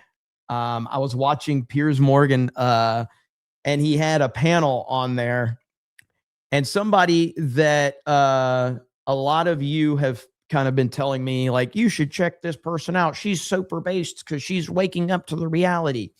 The young Turks girl, Anna Kasparian. This chick is so unhinged. It's next level. Okay. So this was the Piers Morgan panel right here. And they had, before this panel, they had Mike Pence on. You want to listen to some cringe, man? Listen to Mike Pence, because Mike Pence was so cringe to listen to. But here we have a panel, a full panel here. This is there Goldie Gamari? Is that her name? You got Gay Greenwald up here. This is Anna Kasparian here. But just like, listen to how this thing starts out. It's so funny. It's so funny. Because I can't tell you how many people were telling me that this Anna Kasparian chick was base. And I'm like, no, she's not. She's literally had TDS for like 8 years. No, she's not. A moral and legal justification for these attacks on Iran. First, I would like to ask Goldie whether she apologizes for laughing as Cenk Uygur on the last episode he was on was talking about dead American soldiers as a result of wars that the U.S. gets dragged into on behalf of Israel. Goldie, do you apologize for laughing at the thought of dead American soldiers? Anna, no one's buying your jihadi propaganda lies. Everyone knows that Elika and I were laughing Oh, at it's jihadi propaganda to be Don't concerned interrupt me about when I'm dead speaking. American soldiers who were forced to fight on behalf of Israel. Interesting. Okay. To answer your question, Can I Piers, answer the question? Piers, may I answer 175 the little question? girls have been slaughtered Piers, may in I an answer the Iranian question? school. That was the okay, first hang on, Israeli okay, strike hang that on, took hang on. place. Piers, may I Hang on one answer the second, question? Anna, hang on one second. You asked her a question, so I will let Goldie respond. Then you can Okay. respond to my question. Well, she responded by claiming I'm sharing jihadi propaganda. I'm talking about dead American soldiers. So do you apologize or not? Okay. May I respond Goldie, without quick interruption? response. Thank you. So we were laughing at Chank's bizarre anti-Semitic tropes about how Israel is responsible for every single incident that happens in the war. We were not laughing at. That's not what he said. I didn't know he was. Well, okay, so I don't watch the Young Turks at all, but it is funny that it seems like the Young Turks are part of the Israel bad. Everything that's ever happened bad in the world is Israel's fault. That's Young Turks. I did not know that they were all on that bandwagon. That's amazing. American soldiers, and you actually edited the video. So there you go. Everyone knows that you're lying. You're a laughing stock. You're a joke. Everyone can go back and I watch the actually episode, don't the care full about anything that you episode have for to say. Pierce's show. Right. Okay, The only ones look, who were Goldie? respecting General Anyway- Wesley Clark were myself and. Okay, you know what? Look, Anna's. You said I really like. I believe Piers Morgan is the Vince McMahon of YouTube. All right, Piers Morgan knows how to navigate train wreck after train wreck after train wreck, and it is glorious. I give him all the credit in the world because he knows how to put a panel together, and it's just going to be a shit show, and everybody is going to eat it up. your piece about Goldie. She's responded. Let's get back to the bigger picture, which I'm sure the other panelists would prefer us to do. Your response to Mike Pence, but both on the moral argument, because I do think that there are lots of people I know, including many on the left, who can understand a moral argument for getting rid of what has been a ruthless blood. No, you should hear what Piers Morgan said at the beginning of this video. Listen, Piers Morgan has some crazy takes. So I don't agree with a lot of the shit that Piers says. So it's not about that. It's about his ability to have a panel and watch it devolve into a complete shit show. Yes, Jerry Springer is another great kind of comparison. But yeah, I mean, when I say he's the Vince McMahon of YouTube, I say that with all respect because I highly respect Vince McMahon, the businessman, regardless of what he is in real life. I mean, I was supposed to be on a Piers Morgan episode where they were talking about Vince McMahon. I don't remember what happened if we scheduling or if they had a different guest. I can't remember, but I was in talks with them about doing that, and I never appeared. Bloodthirsty, vile regime that has caused terror not just to its own people but to the wider world. But hesitate about whether this is the. Don't go on that fake ass show. I've been on the show multiple times. There's Gary right there. I am now like whenever Drinker or Gary is not available, they might call me. But yeah, I've been on the show multiple times. Piers still doesn't know who I am, nor does Alex Jones, even though Alex Jones has my phone number. He still doesn't know who I am. Legal thing to do. So I don't think it's just people on the right saying, go, go, go. People on the left saying, well, I'm glad he's gone. And I'm glad the Ayatollah's gone. I'm glad a lot of the top leadership have gone. But I'm not sure that this is legal. And the precedent being set is very dangerous. My view of this current war against Iran is that Iran did not pose a threat to the United States. Their ballistic missiles did not have the capability to reach the United States. And the notion that this was all about Iran's weapons was a lie from the very beginning. This is about a regime change war on behalf of Israel. Israel would like to be the hegemon in the Middle East.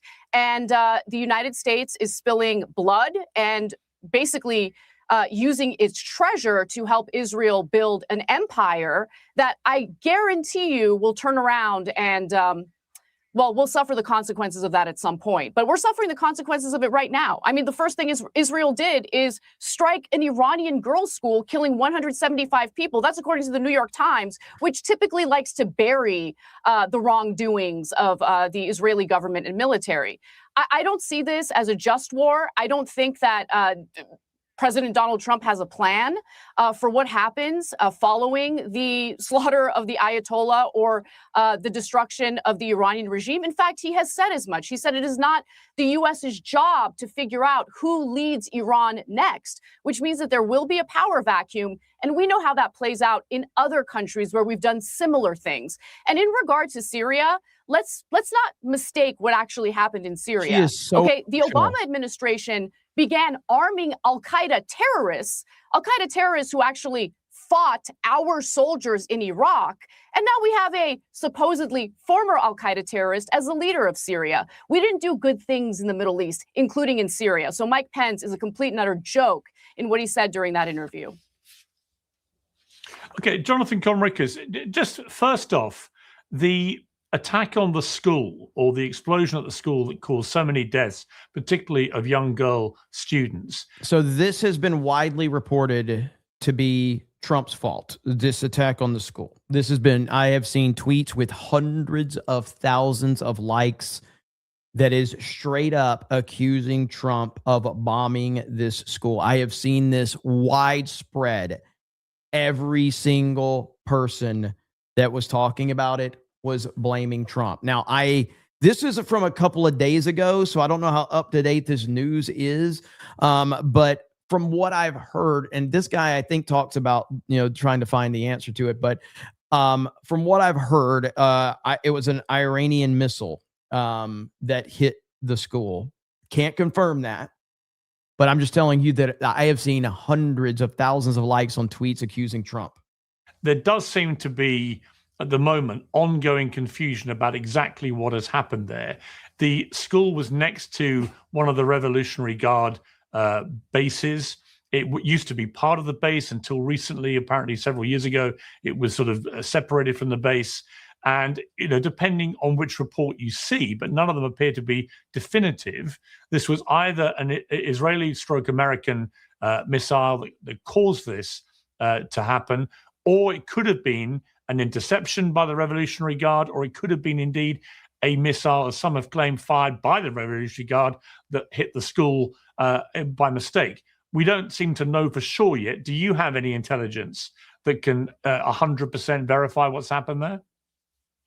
No, I've been asked in various fringe networks, and I've done a lot of interviews over the last 2 days and 2.5 days.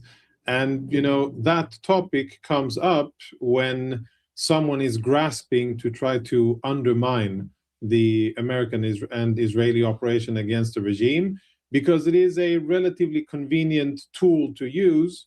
Usually it's not by people who have compassion for civilians, for Iranian schoolgirls, or for Iranians in general, but it's usually for people who have something either against President Trump and his policies, or very often against the state of Israel. So I've looked into it, and so far, kind of a messy situation where I can't really make sense of what happened, whether it's Israel or the US who struck, or whether it's some type of a false flag operation by the IRGC.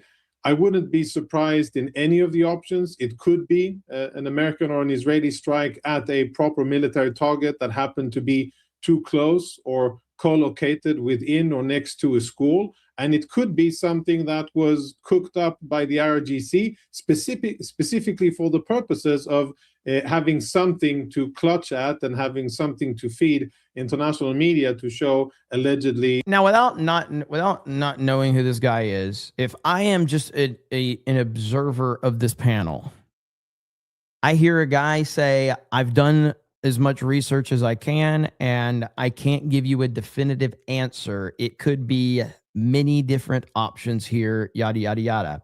Or you have Anna Kasparian who says, it was this, and I know this. It's like, who do you think is like being a little more level-headed in this situation?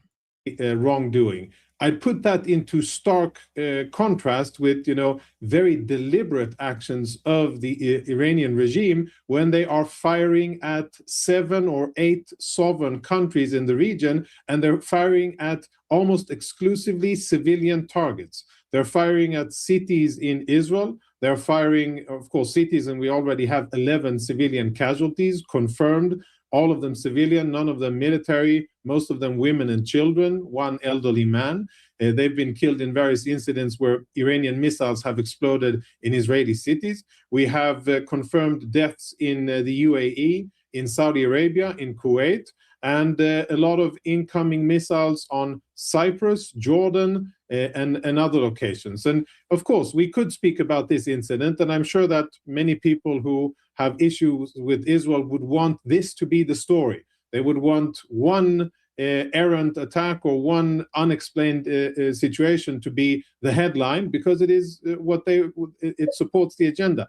These are, by the way, the same people who, when Iranians were marching in the streets and being gunned down by the Iranian regime, we didn't hear a lot of them speak about what was going on, and we didn't hear a lot of those people who now allegedly care. You mean they virtue signal? You mean that they just virtue signal? Huh, okay. That sounds exactly right. Social media virtue signaling, constantly pretending to care about something that you didn't care about otherwise. But of course, if you can build an anti-Trump narrative through it, then suddenly you care. Suddenly you're worried. Suddenly, oh my gosh, this is a near and dear topic to my heart. I'm so worried about it. About Iranian schoolgirls speak about the atrocities of the regime. And it is the typical hypocritical position of so many people. It only depends on who has allegedly done the killing. Doesn't matter who was killed, and how this can be cynically and politically used. Okay. We all know that there's one country that seems to have an affinity for slaughtering children, and that country is Israel. But anyway, no, that's actually Iran, dear Anna. That's actually the Islamic Republic of Iran. Right. Okay. We also know, I think, from what's happened in Gaza, it is prudent to get to actual facts before we pass too censorious judgment. And I prefer to do that, because I think if we don't, that way madness lies. As we're talking, General, I would like to just, again, I know her because she gets talked about a lot, but in terms of her actual policies, all I can ask is, this is a lady who has openly and passionately supported the Democratic Party for the last decade plus, correct? Just need to get confirmation that is correct, right? That is my assumption based on what I've seen from a distance. She has supported the Democratic Party. Okay. Yes. Okay. But now she's worried about children's safety. That is an incredible scenario there. The woman who goes to bat for the Democratic Party suddenly cares about the safety of children. Okay. President Trump has told the New York Post that he's not ruling out sending U.S. ground troops into Iran if they were necessary. He said Operation Epic Fury was way ahead of schedule by taking out dozens of Tehran's top officials. He said, quote, "I don't have the yips with respect to boots on the ground.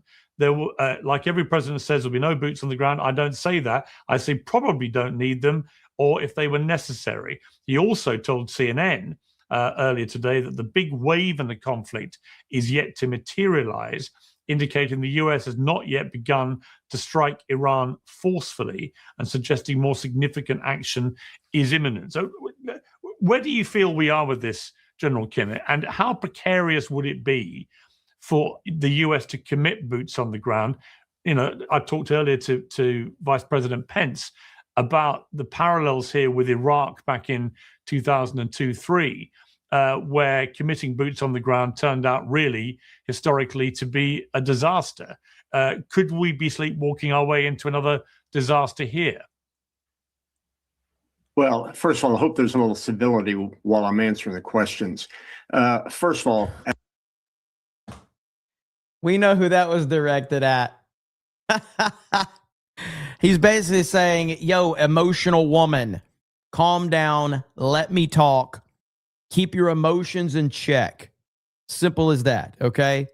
Because like right now, like I'm seeing, it's kind of interesting. So based on what we have this guy in the bottom corner, the general, and then the Goldie chick. And then you have two emotional women on the top panel that are going to be arguing, I guess, against President Trump. And then you have the host, Piers Morgan. So as one of those boots that walked on that ground in Iraq in 2003, I think that nobody wants to see us repeat the mistakes of that operation. And for that matter, as we look forward to whatever emerges from this situation in terms of the government, I certainly hope we don't count on the expatriates to come in and solve the problem for us. But look, I think it's important to understand we didn't do regime change. It's highly unlikely we're going to do regime change. We've done what the president has said in so many words is we are doing a leadership decapitation as Israel did with Hezbollah. And he said to the Iranian people, I'm opening the door for you. You've got to figure out what to do after that. So where we are in the operation now, we've hit about 10,000 targets. We've got a lot of work to do. But at the end of the day, we can't get mission creep in this operation. Seen it, been there, done it. We ought to stick to our end state that we're seeking, which is no nukes, no ballistic missile program of any size, and no proxies, because that was our end state at the negotiating table, and the negotiations failed. We shouldn't be changing our objectives just because we're using military force. The purpose of this military force is to get back to the negotiating table and finally get what three presidents, ever since we've discovered the nuclear program, has tried to get. Now, the fact remains is it's highly unlikely that we're going to see that anytime soon. And the only way we're going to get the Iranians back. Gamer, let's see, what is this? A Gaiman Fireman. I always mess your name up. Speaking of Piers, did you see the clip from today of Dave Smith going batshit? Him saying that the U.S. was the biggest terrorist organization is insane. Pull it up.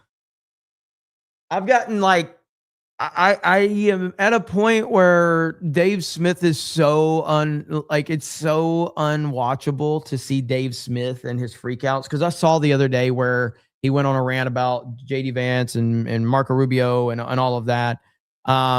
And I just can't, I can't stomach watching Dave Smith. I really can't. I despise the guy so much. Back to the negotiating table for those purposes is through strong use of force. And look, you ask why now? And the very simple answer is, and legally a preemptive strike meets our conditions. Do you want to be facing across from that negotiating table a nuclear armed? Is it Agamemnon? Is that what your name is? It's so hard to read it with these ats. Is it Agamemnon? Is that what it was? Iran with long range ballistic missiles. Better to do this now. And just before I go to Glenn Greenwald, when I spoke to Vice President Pence, we talked about the parallels with Iraq, and he was quite scathing about Prime Minister Starmer's reluctance to get involved at the first stage of this operation, refusing to allow Americans to use the bases, the UK bases, and so on. What is your view of that? Because it did seem a marked departure in the normal practice of the UK to allow American I got you. forces to now do that. Now I see the profile picture. All right. Got it. Did you think that was a mistake by the UK Prime Minister? No, Piers, you and I have been around a long time. We went through Iraq together. The fact is, I think that Starmer just did not want to be referred, as Tony was, as the British poodle. So I think what he wanted to do is give it a little bit of time, make it look like this is an independent decision of his, rather than being, we do have a special relationship, but we're not tied at the hips, and Britain is not a proxy for the United States. I like that every time Starmer is brought up now, I see the whole chat saying negative aura, because he is, there are few people in the world stage or whatever that I've seen that truly have negative aura. And Keir Starmer is truly, like, I remember years ago, back in the day during CM Punk's first run in WWE, Kevin Nash was in the ring. Now, Kevin Nash was great back in the day as like the Outsiders and Diesel and all of that, but Kevin Nash is like way past his prime. And CM Punk called him a charisma vacuum. And I'm like, that's a pretty brutal takedown, a charisma vacuum. And I was like, that's good. But then you see Keir Starmer, and Keir Starmer truly has negative aura. Like, you can't even say he has no aura. He has negative aura. And to be fair, it's very impressive to have negative aura. Like, even Jeb Bush had no aura. Keir Starmer has negative aura. We knew, particularly if the Iranians started firing back, that Britain would come in the way that the Saudis and the Emiratis have come in. And one last comment. Please quit using the tropes on American soldiers. I've had to bury 7 American soldiers. They went into the battlefield. How is it a trope? How is it a trope? How is it a trope to see American soldiers die on behalf of Israel's wars? How is that a trope? Explain that to me. Nobody's dying on behalf of Israel. I'm not going to dignify that. Let me read you. Let me read you what Israeli media has been saying. So, American soldiers came under friendly fire in Kuwait. I don't know if any of them have died. Hopefully, none of them have died. But on Channel 12, Niv Raskin said this: "We need to emphasize this is an incident involving American forces and not, heaven forbid, an incident involving Israeli forces." And why is he What do you have to say to representative that? of anything, Anna?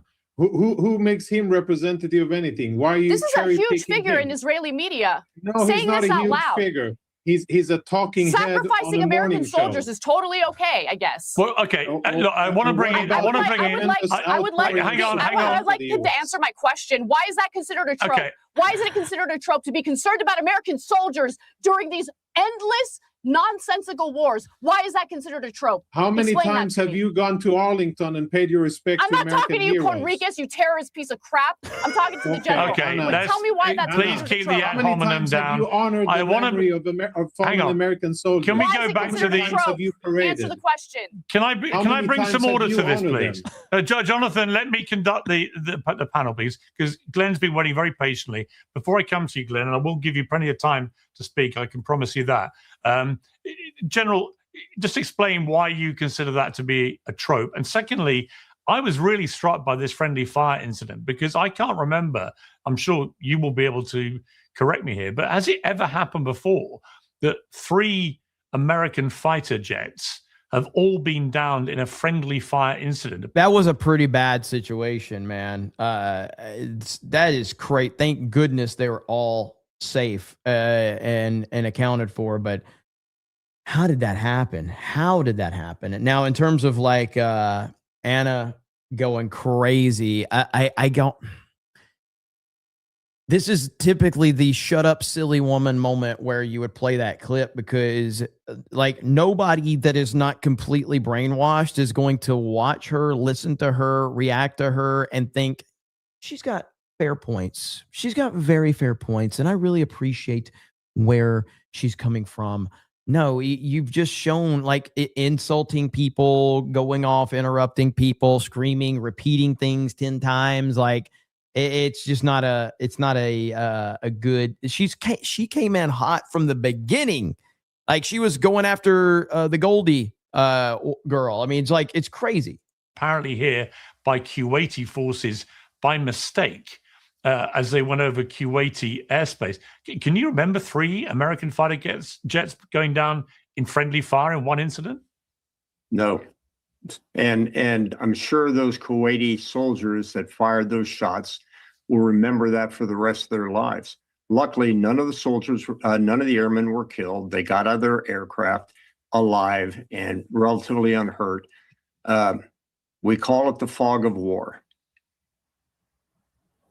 Yeah. And in relation to the Why is it a trope? fact you think it's a... Yeah, I think be fair to Anna Gasparin, just answer her question, why you view that as a trope, what she said. I'm not going to dignify it with a response. You just want to smear me. Okay. with nonsensical claims, but you can't even answer why you even believe in the smear. What is the trope? You can't answer it, right? I'll tell you Being why. concerned about Anna, because you're Americans a dying on hypocrite. behalf of No, I these want to come to ridiculous Glenn. wars is apparently a trope. Okay, Everything that offends you're Israel a is a total trope. hypocrite. Right. That's what you are. You're a total hypocrite. Listen, the general's chosen not to respond. That's his right. I want to go to Glenn. Glenn, you've been waiting very patiently. Thank you. Look, this is a story that's a lot of passions are going to run very high here. You know, I don't have all the answers to what I think is going to happen here.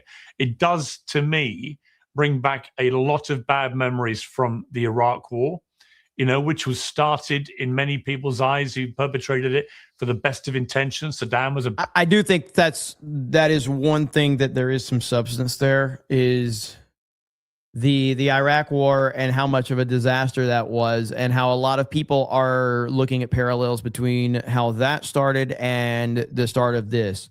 And if you remember back during the Iraq war, I'm old enough to remember, unfortunately, it was never sold as anything other than we're going to be in and out, and this is not going to be a long process at all. That's how it was presented.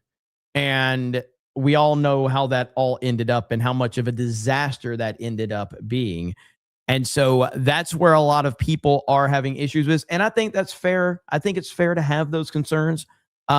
And I mean, I can't sit here and tell you that I don't have any concerns about what we're doing, because once you are involved in something like this, yeah, there's a lot that can be planned for, but there's a lot that you can't plan for. And I just hope that we're not pulled into something. And I firmly believe that Trump will not allow us to be, but that's still a concern. And I do get that concern. And a lot of people's concerns are based off of that. And so I do understand that. Bad guy doing bad things to his people, killing many of them, running a ruthless regime, possessing weapons of mass destruction, and he had to be stopped. You know, I've been on this rodeo of rhetoric before, and it feels to me like we're on a very similar path now, but Iran is an altogether bigger and more difficult scenario than even Iraq was. You know, you've got 220,000 Revolutionary Guard. You have nearly 1 million regular army. You have many other paramilitaries, you know, hundreds of thousands more. This idea that America has, or Donald Trump has, that by doing these strikes, you're going to start a big revolution amongst the people on the ground.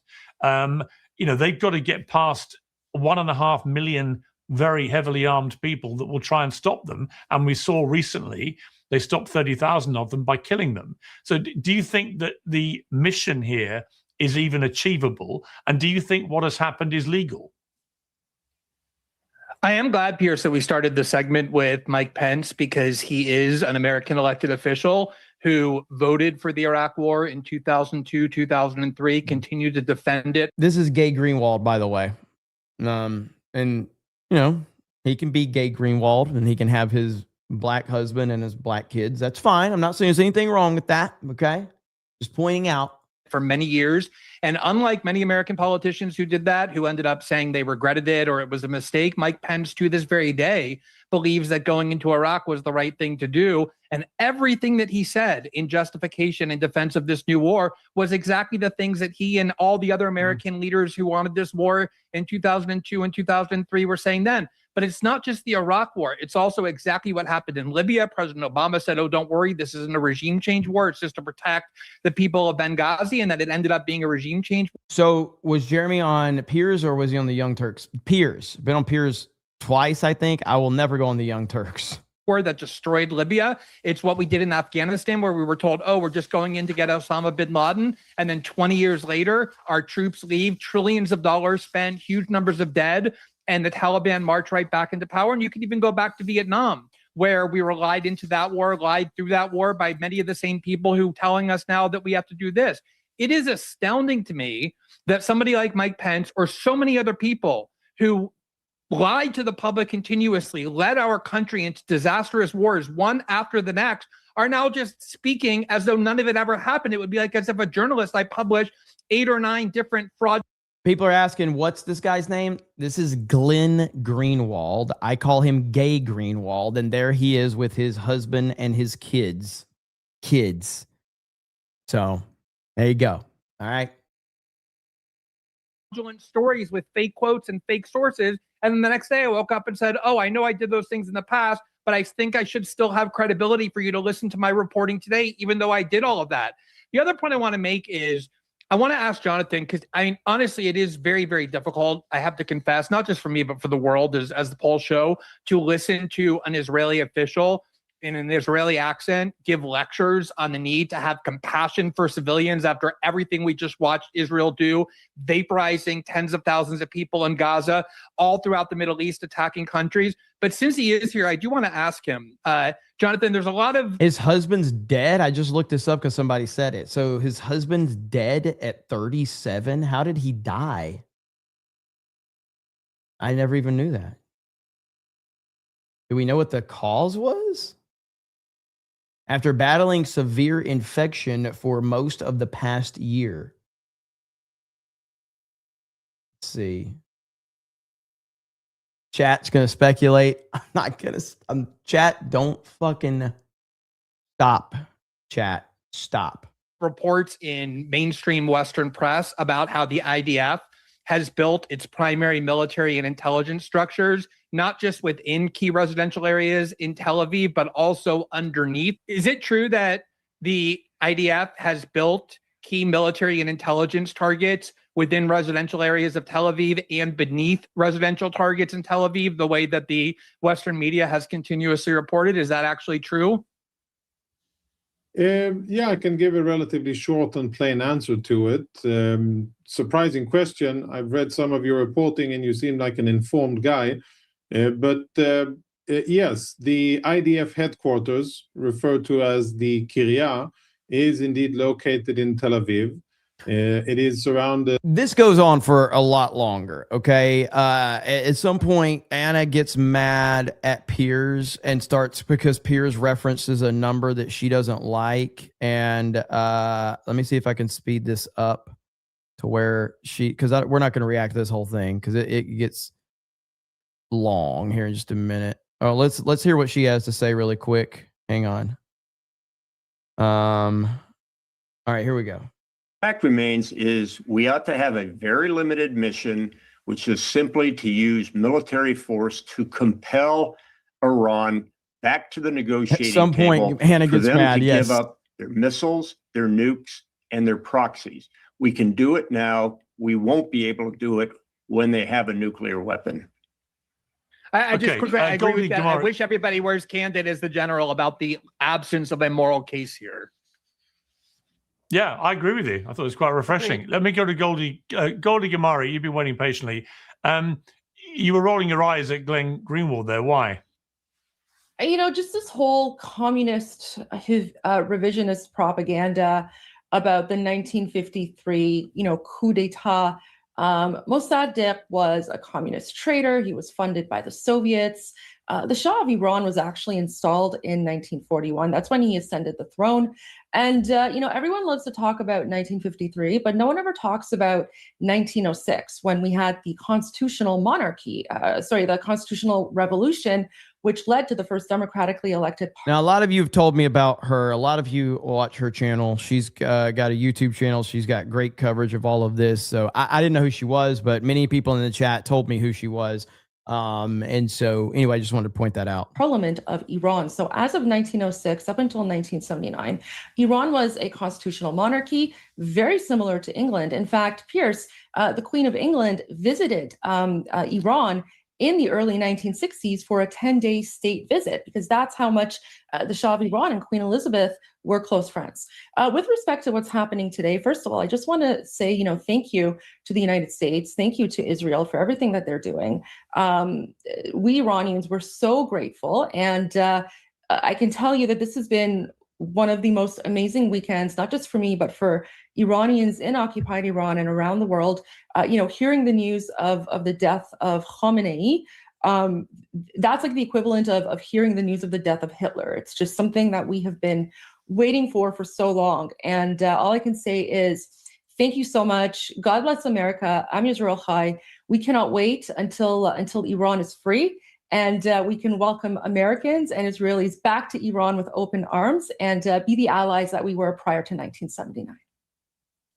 Okay, and Anna Kasparian, look, everyone would love that to be the case. I think it's extremely difficult to get there, as we will probably see. Your colleague Cenk Uygur, who you referenced at the top of the show, Is she looking for an American king? I'm available. Shoot your shot, bro. Shoot. Maybe she's watching right now. Maybe she'll hit you up in the DMs. He did a tweet which even I recalled. I like Cenk a lot, but he called the Ayatollah courageous because he hadn't gone on his knees to Israel. Did you agree? I mean, do you think the Ayatollah Khamenei was a courageous man? This is crazy right here. Listen to this. Well, he never capitulated to the Israelis. And again, listen to how she is all spun up about this, okay? This is amazing. Gone on his knees to Israel. Did you agree? I mean, do you think the Ayatollah Khamenei was a courageous man? Well, he never capitulated to the Israelis. And we live under a government where, regardless of which party is in power, is on its knees on behalf of Israel. So I understand what he's talking about. He's talking about government leaders, a country's leader in the case of Iran. As much as I did not agree with the Ayatollah, I'm not a religious person, and I certainly don't like extremism or supremacy of any kind. The fact of the matter is, he didn't embarrass his people by getting down on his knees to pleasure Israel, as our leaders here in the United States do. So I understand the point that he was trying to make. And I think if you talk to a lot of Americans, they are embarrassed by the fact that our leadership rarely represents our best interests and seems to prioritize the best interests of Israel in every instance. And I think that what we're experiencing right now is a good example of that.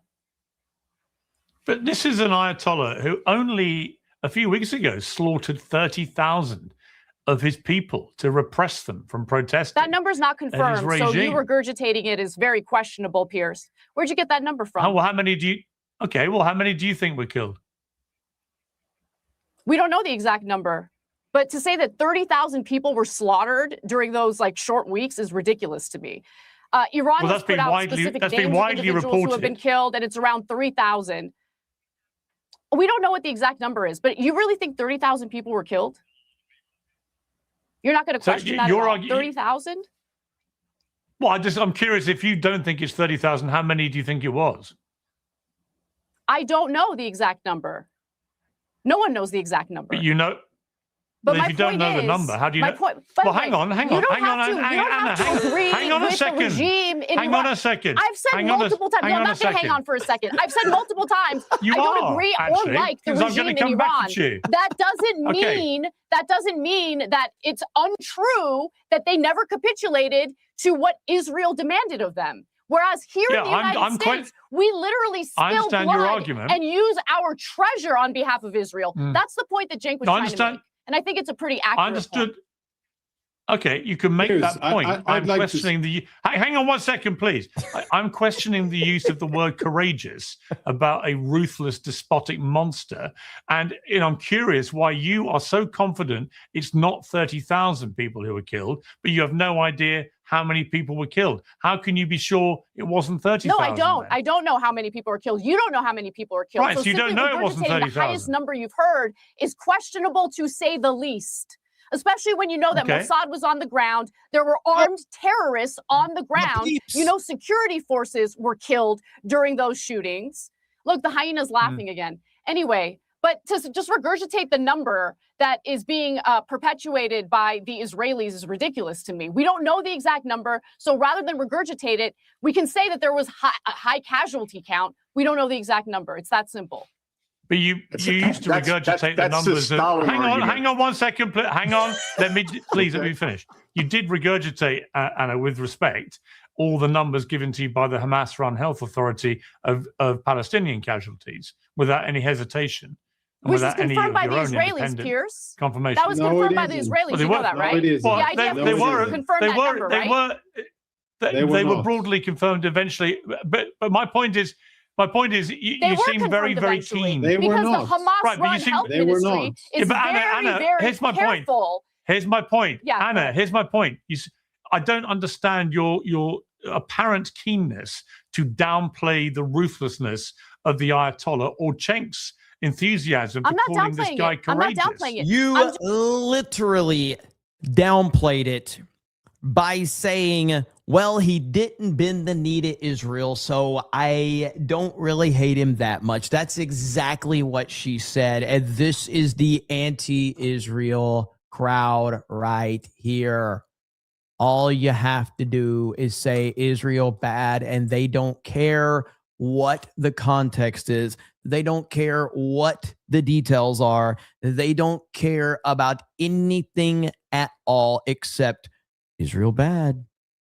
Israel bad. And they're like, yeah, bro. Yeah. Nobody else has ever called them out. You're the only person that's ever called them out, except every fucking body online is calling them out. But suddenly this one person that says it, it's the first time they've ever said it. This is the first person that's ever called out Israel, and I'm going to support this person because anybody else that calls them out gets censored. They get taken out. What the fuck are you talking about? It's literally the most, like, it's the easiest low-hanging fruit on the fucking internet right now. Just not going to regurgitate Israeli propaganda as you're doing right now, Piers. Piers, can I have a word? Jonathan Comricus. Yeah, Jonathan, yeah. Yeah, I mean, since my country has been mentioned so many times by people of questionable moral backgrounds and motivations, I'd like to say a few things about my perspective. Oh, that's rich coming from a guy who defends the slaughter, the mass slaughter of innocents. I didn't interrupt you. I didn't use bad language like a little girl like you did. So please, stay in your lane. I didn't interrupt you and stay out of mine. Make your point. Hurry up. No, I don't have to hurry up, and I don't take orders from you, Anna. And I would speak because you've spoken a lot and you've said a lot of nonsense, and I want to give my perspective on what's going on. Right. And it's ridiculous frame this. Debunk anything It is ridiculous to frame this as something that is whereby Israel is in the driving seat. This is an American-led operation. It is. Where there are clearly defined goals by the U.S. that serve U.S. strategic interest. That's one set of issues that is separate from the ones that is relevant to Israel. There's a lot of overlap, but here's the Israeli perspective. We live in our national homeland, which we have about 3,000 years of documented and archaeological history that connects us to it. Yet we are surrounded by about 5 or 6 different terrorist organizations that are funded by Iran, by the Islamic regime, who all operate against Israel, killing our civilians, harassing our people, infringing on our sovereignty, and all conniving and... By the way, I'm not supposed to say this, but I hang out with this guy at the meetings, so he's a cool guy. So, yeah, but I'm not supposed to say that. So don't tell anyone that I said that, okay? Don't say anything. Trying to bring about the destruction of the state of Israel. These organizations, Hamas, Islamic Jihad, Hezbollah, former Iranian proxies in Syria, the Houthis in Yemen, Iranian proxies in Iraq, are all funded by, orchestrated by, and armed by Iran. And the overarching idea is to annihilate the state of Israel. The Islamic Republic has an outspoken goal, which they have been pursuing for the better part of 30 years, to destroy the state of Israel. They're not just saying it, they are doing it, and they have been enacting. They have been squandering the resources of the Iranian people. They have been mismanaging the funds of... To be fair, he's kind of boring when he talks. So, but, and he's just regurgitating, pro-Israeli talking points. I will say this, and I'm probably not supposed to say this either, but Mossad is fixing to be working on an Amway program. So if I can get like a certain amount of people signed up, and then if those people can get more people signed up, it's like a pyramid program for Amway. I'm looking at a lot more money. So just saying, might be working out some, some deals and, maybe some presentations, something like that. Should be good. Iran, neglecting Iranian people, and they have been prioritizing militants and terrorists in Gaza, in Lebanon, in Judea and Samaria, in Syria, in Iraq, in Yemen, and other places around the world. Why? Because they have this feverish focus, this sick focus on Israel, trying to destroy and annihilate the Jewish state. When Iranians say we want to destroy Israel, we listen to it and we take it with real value because we understand that they're serious. And I'll finish with this, Piers.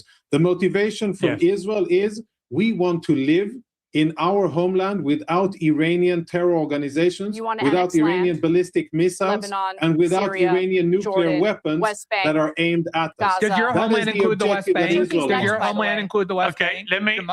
I'm going to come to you. I'm going to come. Definitely, our homeland includes Judea and Samaria. Yes, if you're asking about Judea and Samaria, if you ask about Judea and Samaria, yes, that is part of the Jewish which the whole homeland. world thinks is not yours, which the whole world believes is not yours. You're the expansionist state. You're the aggressor state. We're not You're the expansionist terrorist at state, all. and you're financed by the United States. People that came back to our homeland. That's we were right. expelled from it. And we came back to our homeland. Okay, don't talk. And I don't think Jonathan, we need you've had a pay excuses. Jonathan, for it. I gave you good time, Jonathan. I want to let Glenn finish with a response to what you just said. Glenn. I mean, this is the victim mentality. The whole world is against us. We just want to be a peaceful country. The reality is it's not the position of the Iranian government that their borders should be expanded. It's the position of the Israeli government that their borders should be radically expanded, including into places and in ways that the United States government for decades under both Democratic and Republican leadership. I should be up there on the panel. Bro, I wouldn't go near this fucking panel. I wouldn't want nothing to do with this shit. I don't even like being on Piers Morgan. Like, I'm not saying like it's an honor that I've been on the show, but I don't really like going on there. That's really not my cup of tea.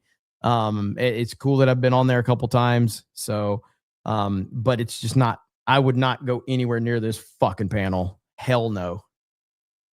Has said is a direct threat to American interests, settlements in the West Bank, annexing the West Bank. And the reason it's like, for me, like, I like panels where I can call my friends retarded and gay. That's what I like. And so that's why, like, I felt so weird the first time I went on Piers Morgan.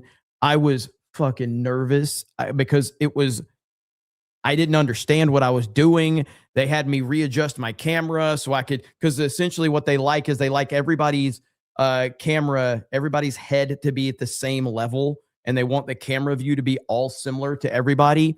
And then I got people in my ear, and then I'm watching the panel before me. And so I'm like on his call, and I'm like, what the fuck's going on? Like, what do I do? What do I do with my hands? Like Talladega Nights. Like, I was a fucking mess that first time. Second time, not so much, but the first time I was really nervous. I was like, I didn't know what to do. Into Gaza, bombing Lebanon. And then Piers Morgan didn't know who the fuck I was and introduced me as Jeremy from Games and Games. And I was like, fuck, are we really starting out like this? Expanding into Lebanon. This is the fanatical, expansionist, nuclear-armed, dangerous power in the Middle East that the United States pays for, that American soldiers die for. And this narrative used to be dominant in the West, but people have seen the true face of Israel and U.S. support for Israel over the past couple of years. And you see it in polling, not just in the United States, but around the world, that people see Israel and increasingly the United States as the rogue countries that are the true danger to the world. As an American, I wish that weren't true. I'm doing everything possible in my power to change it. A lot of other people are as well, but that is the reality for now. Okay, Goldie, just very quickly, because we've run out of time, but Polymarket are predicting in relation to the question, will the Iranian regime fall by June the 30th? They currently have at a 41% chance with over $5 million in that market. That's a lot of money going down on this Iranian regime falling by the end of June. Do you share that optimism? I mean, I don't really pay attention to Polymarket, but I'm going to tell you, Piers, that I have a feeling that the Islamic regime is going to fall by the Persian New Year, spring equinox. That's my prediction, March 20th. And General Kimmett, what would be your quick response to that? I don't think it's going to fall. Larijani has already said he's going to crack down. They brought back Wahidi, who founded the Iranian Revolutionary Guard's Quds Force in 1988. At this point, there seems no fracturing in the IRGC or in the Basij,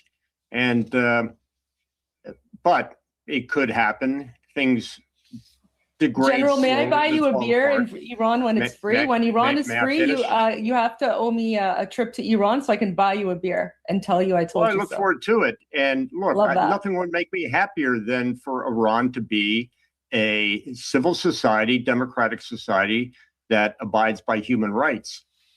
This is a strong What we're fighting dictatorship, towards. and it's got a pretty strong. I would ask you, Goldie. I wish it was the case. Tell me how we get the IRGC, the besiege, and the army to lay down their weapons. Well, many of them are already laying down their weapons. It's President Trump's peace through strength strategy. A lot of videos have actually come out today, General, showing a number of defections. And for those who do not want to lay down their weapons, the only option is to exterminate them. And we Iranians are very grateful that United States and Israel are getting rid of all of these Islamic terrorists that have occupied our country for the last 47 years, because ultimately you cannot negotiate with terrorists who chant death to America and death to Israel. So I think the strategy is fantastic. Goldie, I hope you're right. I pray you're right. I would love to see that. I'm just pessimist. That's okay, General. Okay, I've got to leave it there. You owe me a beer. I've got to leave it there. And I think we'd all like a beer at the end of this if there was peace and prosperity. So you got all three people down on the bottom, all smiling. And then the two people up top are miserable, just fucking miserable. And that kind of puts it into perspective right there as it ends. It's not even like they are just fucking miserable.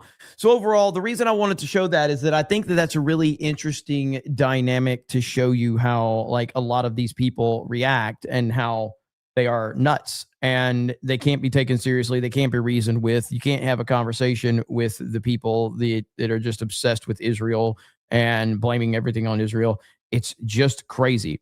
And so, again, I criticized it plenty during this stream about Netflix, Yahoo, and all that, and how much I don't like him. That's irrelevant. I'm not trying to win any points with that crowd because that crowd doesn't pay attention to that type of shit. But watching the emotional kind of outburst from them was pretty damn great. And I also think it's a good point to bring this up because this is the greatest moment in Piers Morgan history, in my opinion. And it is when our buddy Gary was on. And this was just a few days ago, by the way. This is the greatest moment. Now, you can go watch this full video over on Nerdrotic Daily. But this is the greatest moment in Piers Morgan history right here. Here we go. Let me ask Nerdrotic this, because Nerdrotic has been involved in a social media war with one of YouTube's biggest movie reviewers, Grace Randolph. We got a clip here. Let's take a look at this. Sure. Not everybody, but there are certainly a lot of people online who are defending Mr. Davidson's right to say this word because they want to say it. And that's really the problem. Really take a hard look at anyone who's defending Mr. Davidson and ask why. I'm sure some of them are genuine, but some of them are not. And that is the issue. Nerdrotic, your response to Grace Randolph, who just sounded so... He's on there with a bunch of black people. Oh, the Africa expert, Gary. Dumb in that clip. Just dumb. Ignorant, ill-informed, dumb. And then decided to single you out. Oh, yeah, she did. And my response is probably going to offend a lot of people here. My response was, you are fucking retarded.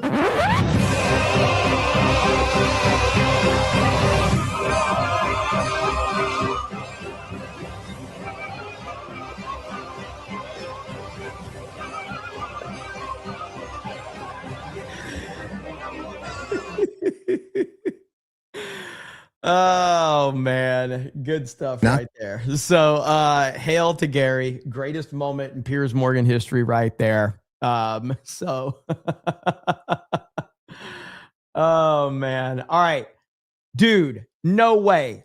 Look at the final, or not the final count, but look at the updated account, the updated count on the Texas situation with Brandon Herrera and Tony Gonzalez. 1 point difference, 1 vote difference. Get the hell out of here. That is insane. 76.9%, 1 single vote. Let's go, Brandon. Let's freaking go, Brandon. Holy crap. That's insane. Minister of One Thing says, per the FCC, if a news talk show hosts a political candidate, they have to give equal time to their opponent. Colbert lied and said it was Trump censorship. Crockett herself said it was unfair. Oh, that's what you meant. Okay. I understand what you're saying now, Ministry of Wrong Thing. Okay, I appreciate that update, man. I see what you're saying now. Let's see. Josh says, all great leaders have an ego, even Netflix, Yahoo. Oh, yeah, absolutely. Absolutely.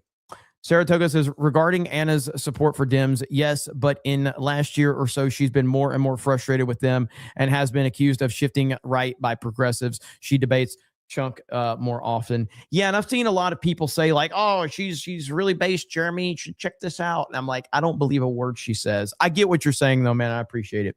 Beckinator Play says, how is this a trope tax? How is this a trope? How is this a trope? How is this a trope? Somebody needs to make a you remember how people used to do, what was that? That one big YouTube channel. That dead giveaway song. You remember that? Yeah.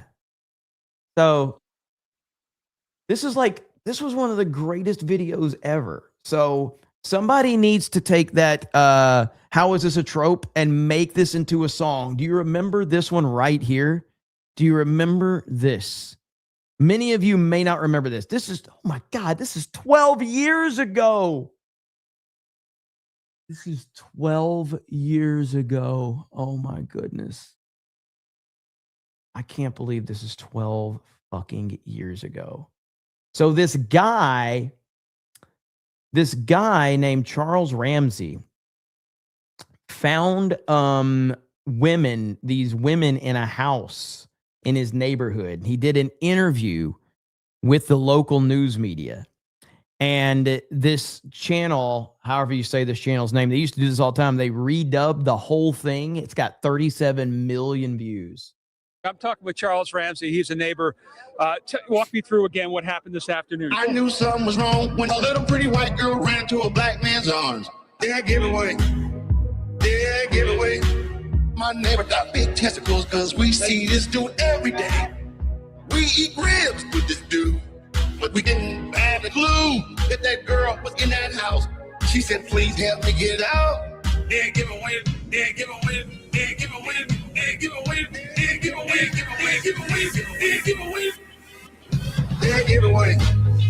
Yeah, give away. My neighbor got big testicles because we see this dude every day.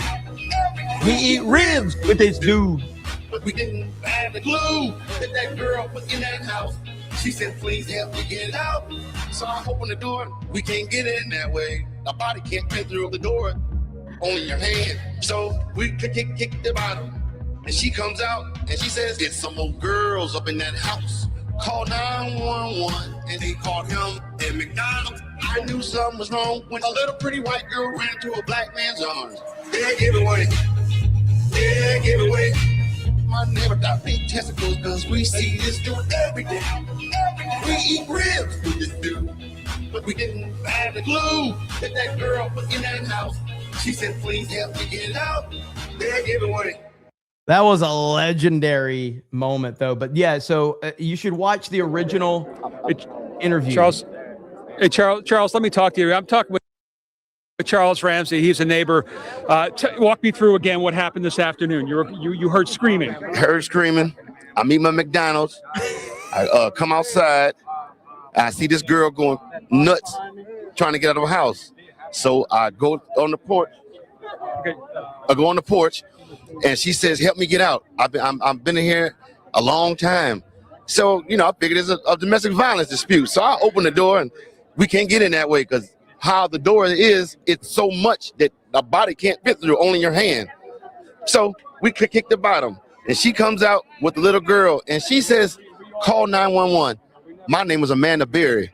Did you know who that was when she said that? When she told me, it didn't register until I got the call in 911, and I'm like, I'm calling the 911 for Amanda Berry. I thought this girl. Exactly what Tim Tebow is talking about, what he's talking about. I know we're laughing about the song and everything, but this is actually like a crazy story. If you are not familiar with this story, you should look this up. This is a crazy story. And this guy was like a hero, man. I was dead. You know what I mean? And she got on the phone and she said, yes, this is me. And the detective Cook, right here. Detective Gregory Cook says, Charles, do you know who you rescued?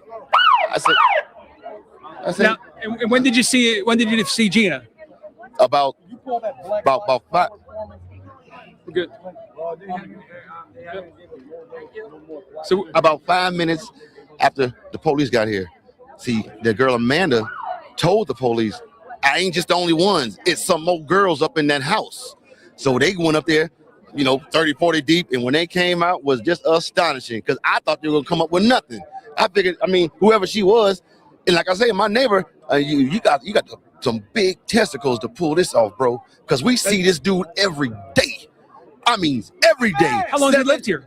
I've been here a year. Okay. You see where I'm coming from? Right. I barbecue with this dude. We eat ribs and whatnot and listen to salsa music. You see where I'm coming from? Yeah. And you had no indication that there was anything going on? Bro, not a clue that girl was in that house or anybody else was in there against their will, because how he is he just comes out to his backyard, plays with the dogs, tinker with his cars and motorcycles, goes back in the house. So he's somebody that you look away because he's not doing nothing but the average stuff. You see what I'm saying? Yeah. There's nothing exciting about him. Well, until the day. What was the reaction on the girls' faces? I can't imagine to see the sunlight, to be around people. I knew something was wrong when a little pretty white girl ran into a black man's arms. Something is wrong here. This dude is so cool, man. This dude is cool as hell. I got to bring a line from back in the day. Cooler than the other side of the pillow.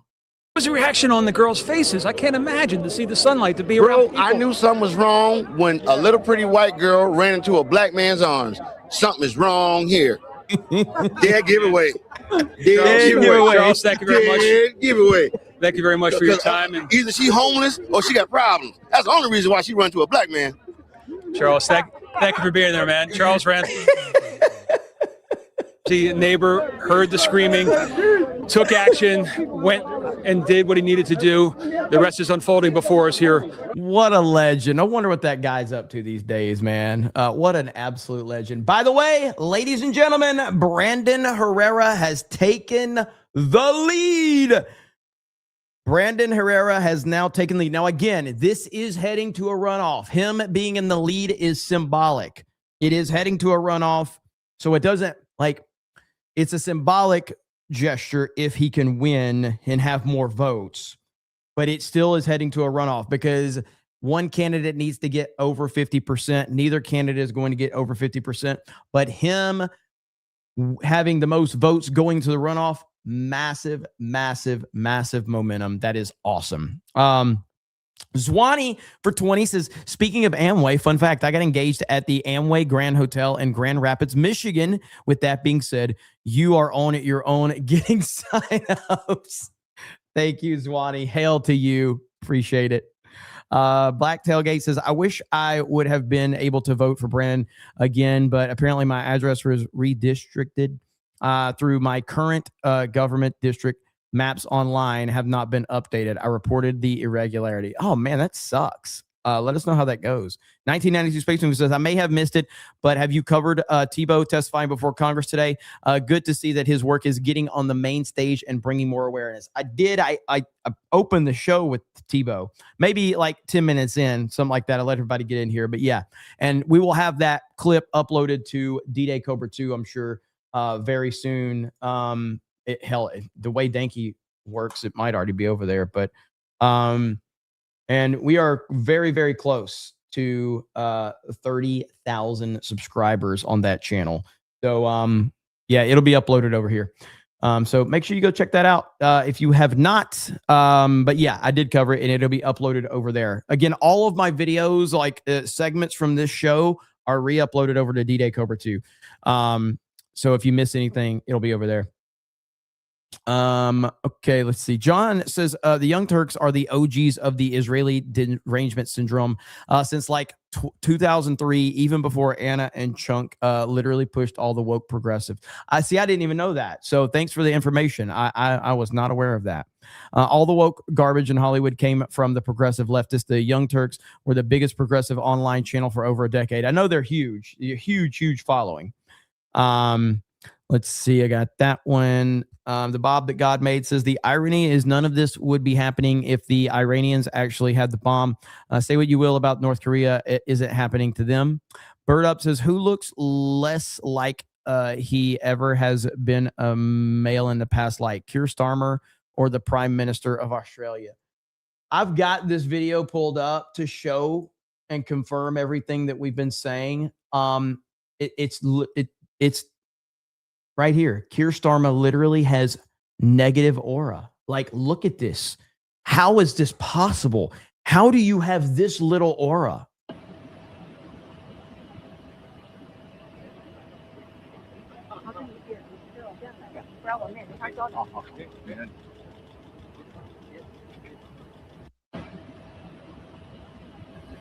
Dude, like, this is painful. Like, zero. Tony says grown man saying aura. Oh, I'm going to say aura a lot more now. Actually, aura tax in the chat right now. Hang on. Where's it at? Grown man saying aura. I mean, if you really want to see aura, I can show you aura. You ready to see it? Ready to see some aura? We got it. We got it. If we don't take Greenland, Russia or China will. And I'm not letting that happen. If we don't take Greenland, Russia or China will take Greenland. And I am not going to let that happen. You know, they can offer you either like... Yeah, sure. I'd love to make a deal with them. It's easier. But one way or the other, we're going to have Greenland. Oh man, good shit. All right, Bird Up. There's a lost connection with audio. 8 o'clock says hot take. Saw a bunch of people feeling sorry on behalf of the American troops cause. Quote, they shouldn't fight in a war. Stupid people. They are fighting a force. Yeah, I hear you on that, man. There's a lot of crazy takes on social media right now. Again, Twitter is a legitimate. It's the Thunderdome. It is crazy right now. Burp says, oh, I got that one. Nas says they were Indian operators hired by Kuwait. If you know, you know. Do the needful. Thank you, Nas. Josh says, Iraq only ended up a shitstorm because we didn't deal with Iran funding and supplying the Iraqi insurgency then. I got through that one, but that was a tough one to read. I just want everyone to understand that that's, and nothing against you, Josh, but that was a tough one to get through. Okay. That's some typing right there. And it's probably some YouTube censors. But that was, I was like, can I get through that one? Okay. I think so. Thank you. I appreciate it. Jim P says, Anna Libtard, chill out. Which Iraq war? Mitchell Field says, husband was a friend to Hillary Clinton. It's starting to make sense now. Dark Devil says, how many shekels for you to go to the Young Turks? 0. I will not, it won't happen. Jim P says, Greenwald is in Brazil. Loser Alter Egos has been watching since before The Force Awakens. Thanks for all the videos over the years. I never thought I'd spend so much money watching a fig. Cancer sucks, but you guys make it background noise sometimes. I appreciate it. Brother, I am so sorry to hear that. And obviously, if we can take your mind off of anything, that is the goal. And so I really appreciate you and, you know, chat, obviously, be there. Got to get those positive vibes out there. And I don't know exactly how bad it is or what the situation is, but it really doesn't matter. As long when you're dealing with that C word, it's always scary. So prayers up for you, man. Mitchell Field says, Anna, is the Israel in the room with you right now? Let's see. 8 o'clock says, cook 'em, Anna, the horse lover. Jim P says, Anna, Iran has been attacking the USA before you were born. You just mad says, Anna is cute. Unfortunately, she's as smart as a blow-up doll. The Bob the God Made says, I'm just happy the politicians who liberated Ukraine and Iraq and Afghanistan, Libya and Syria are finally getting the respect and praise they deserve. Mitchell Field says, make Iran 1970s bikinis great again. 8 o'clock says, this guy needs to get a song with JD Vance.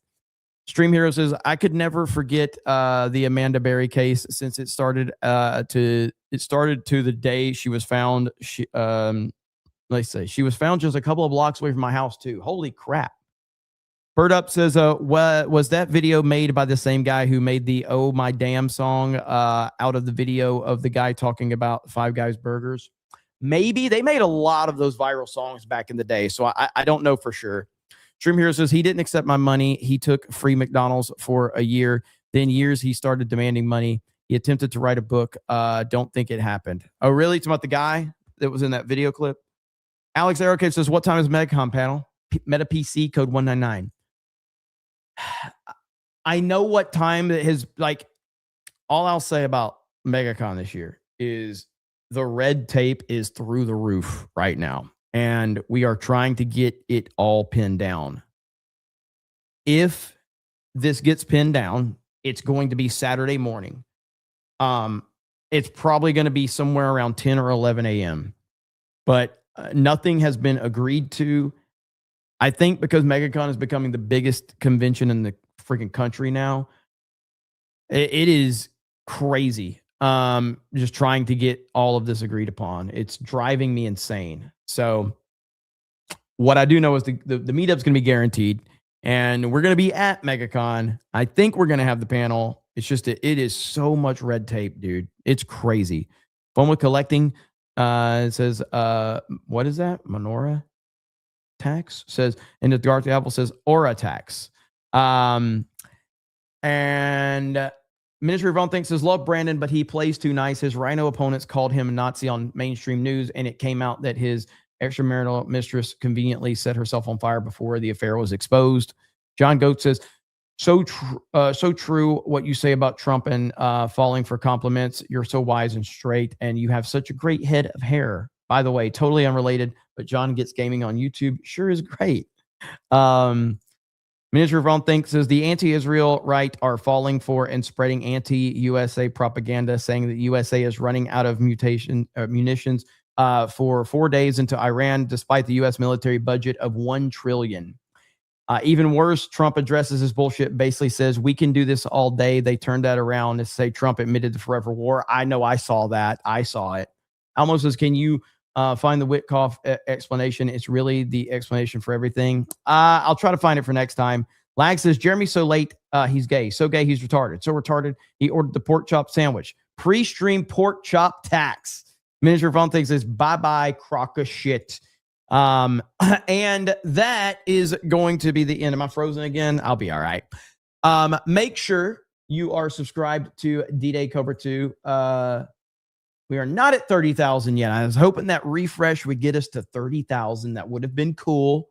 Let's see exactly where we are. All right. Let's see exactly where we are on D-Day Cobra 2. Let me go to the live count here. Let's see. Hurry up, YouTube, and work. Okay. No, we're not going to make it tonight. So there's where we are on D-Day Cobra 2. So we still need quite a few. I don't think we can get there tonight. We'll see. Stream Hero, I got that one. Oh, yeah, dude turned into a bad actor grifting off of the a hero. Amanda herself started working for our local news station to help find missing kids, teens. Okay, well, that's good information. That's good information. Corbin says, cool show. I'm willing to bet that the laser guns they are using on the battlefield probably originated from Tesla's death ray back from the 1930s. All right. Well, we're going to call it there. What happens on that channel? It's just individual uploads of segments from CobraCast. So that's all. So it's just, you're going to see like short form content over there. Oh shit, we've gained quite a few. Maybe we'll get it. Maybe we'll get it. We'll see. You know what? We'll do the Iran so far away outro if we hit 30,000. All right. I'll do the Iran so far away outro. Deal? Deal. All right. I'll give it a minute. We'll see what happens. Danky will be happy. Hail to Danky. Alex says, sounds good. Driving to Orlando Friday, D-Day Cobra. Okay, noted. Just hit me up on Twitter. Hit me up on Twitter. Mr. Benson says, I guess I'll sub. Where's D-Day Cobra 3? Honestly, I might be starting a D-Day Cobra 3 at some point. I'll let you know. We'll see. The grift is strong with this one. I try. You know what? I try. Nas says, I'd rather have Sabaton. All right. Let's do a poll in the chat. You want Sabaton or let's see. You want...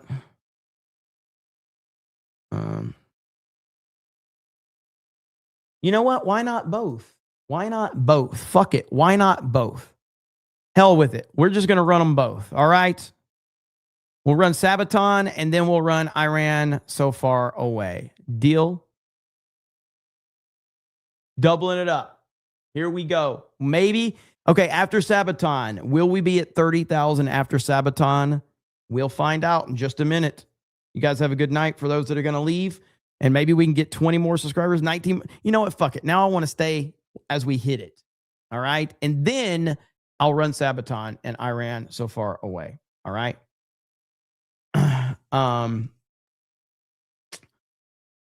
Why is your Sabaton not the whole song? I mean, it's just edited together. So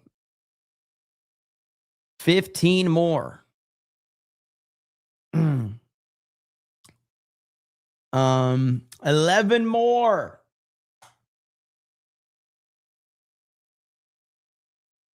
Already subscribed, says Ron Sappington. Well, I appreciate that, man. Turnaround might help. It might. It might.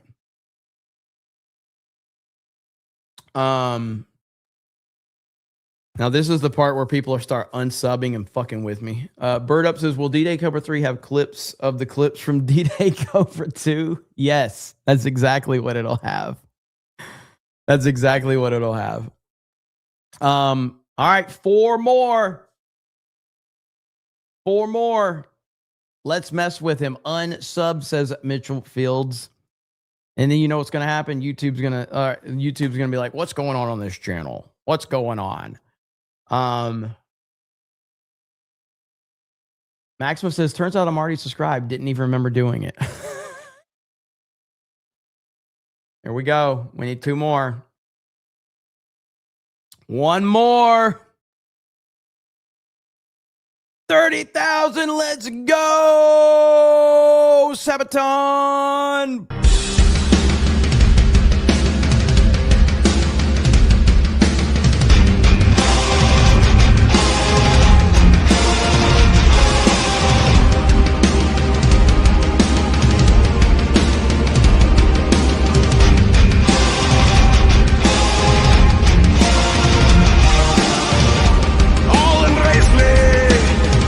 Time to rule at last. 15 years have all been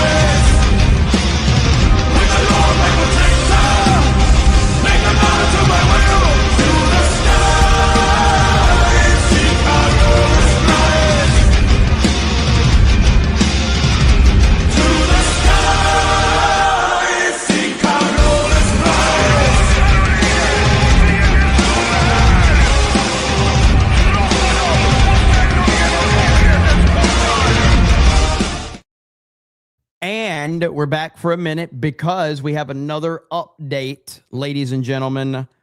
Brandon Herrera now has a decent lead, all things considered. He is now up a lot, nearly 1,000 votes. Holy shit.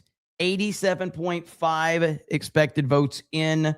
So there you have it. He is surging right now in the late stages of this. So again, it's still going to a runoff. That is happening. Okay. So, there's no point to, think that he's won, but like, it's very symbolic right there. So that is great news. And with that said, we're going to end with Iran so far away. And I hope you guys have a good night. And I will see you guys tomorrow. And then we got Mario Kart 8 tomorrow. I am going to be on the gaming stream tomorrow. But I will be doing a CobraCast tomorrow as well. So I appreciate it. You guys have a good night, and we will talk to all of you later. Bye, everyone. Feel like I'm getting deja vu. This is like a rock war number 2. A rock war number 2. I like to look through those oil supplies. I'd be ashamed if someone invaded you. If someone invaded you. And I ran so far away. Bomb I bomb them night and day. But destroy USA.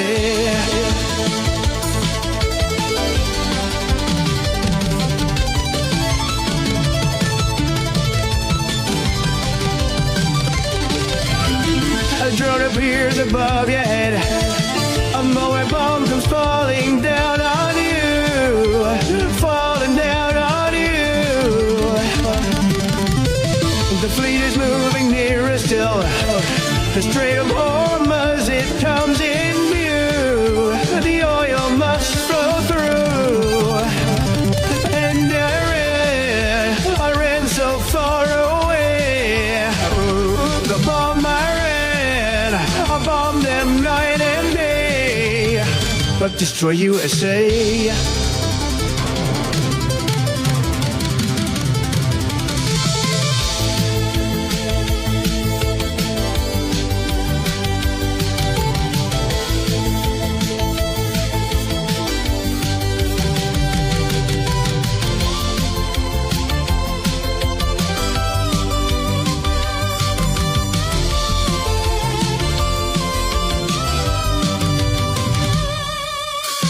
A tiny hand hits a big red button. Atomic bombs come falling down on you. Mushroom clouds in view. Send out a tweet to let you know. World War III, 'cause Israel told me to. All for Netanyahu. And I ran so far away. Oh, bomb bomb them night and day. Oh, and I ran so far away. Oh, bomb them night and day. But destroy USA.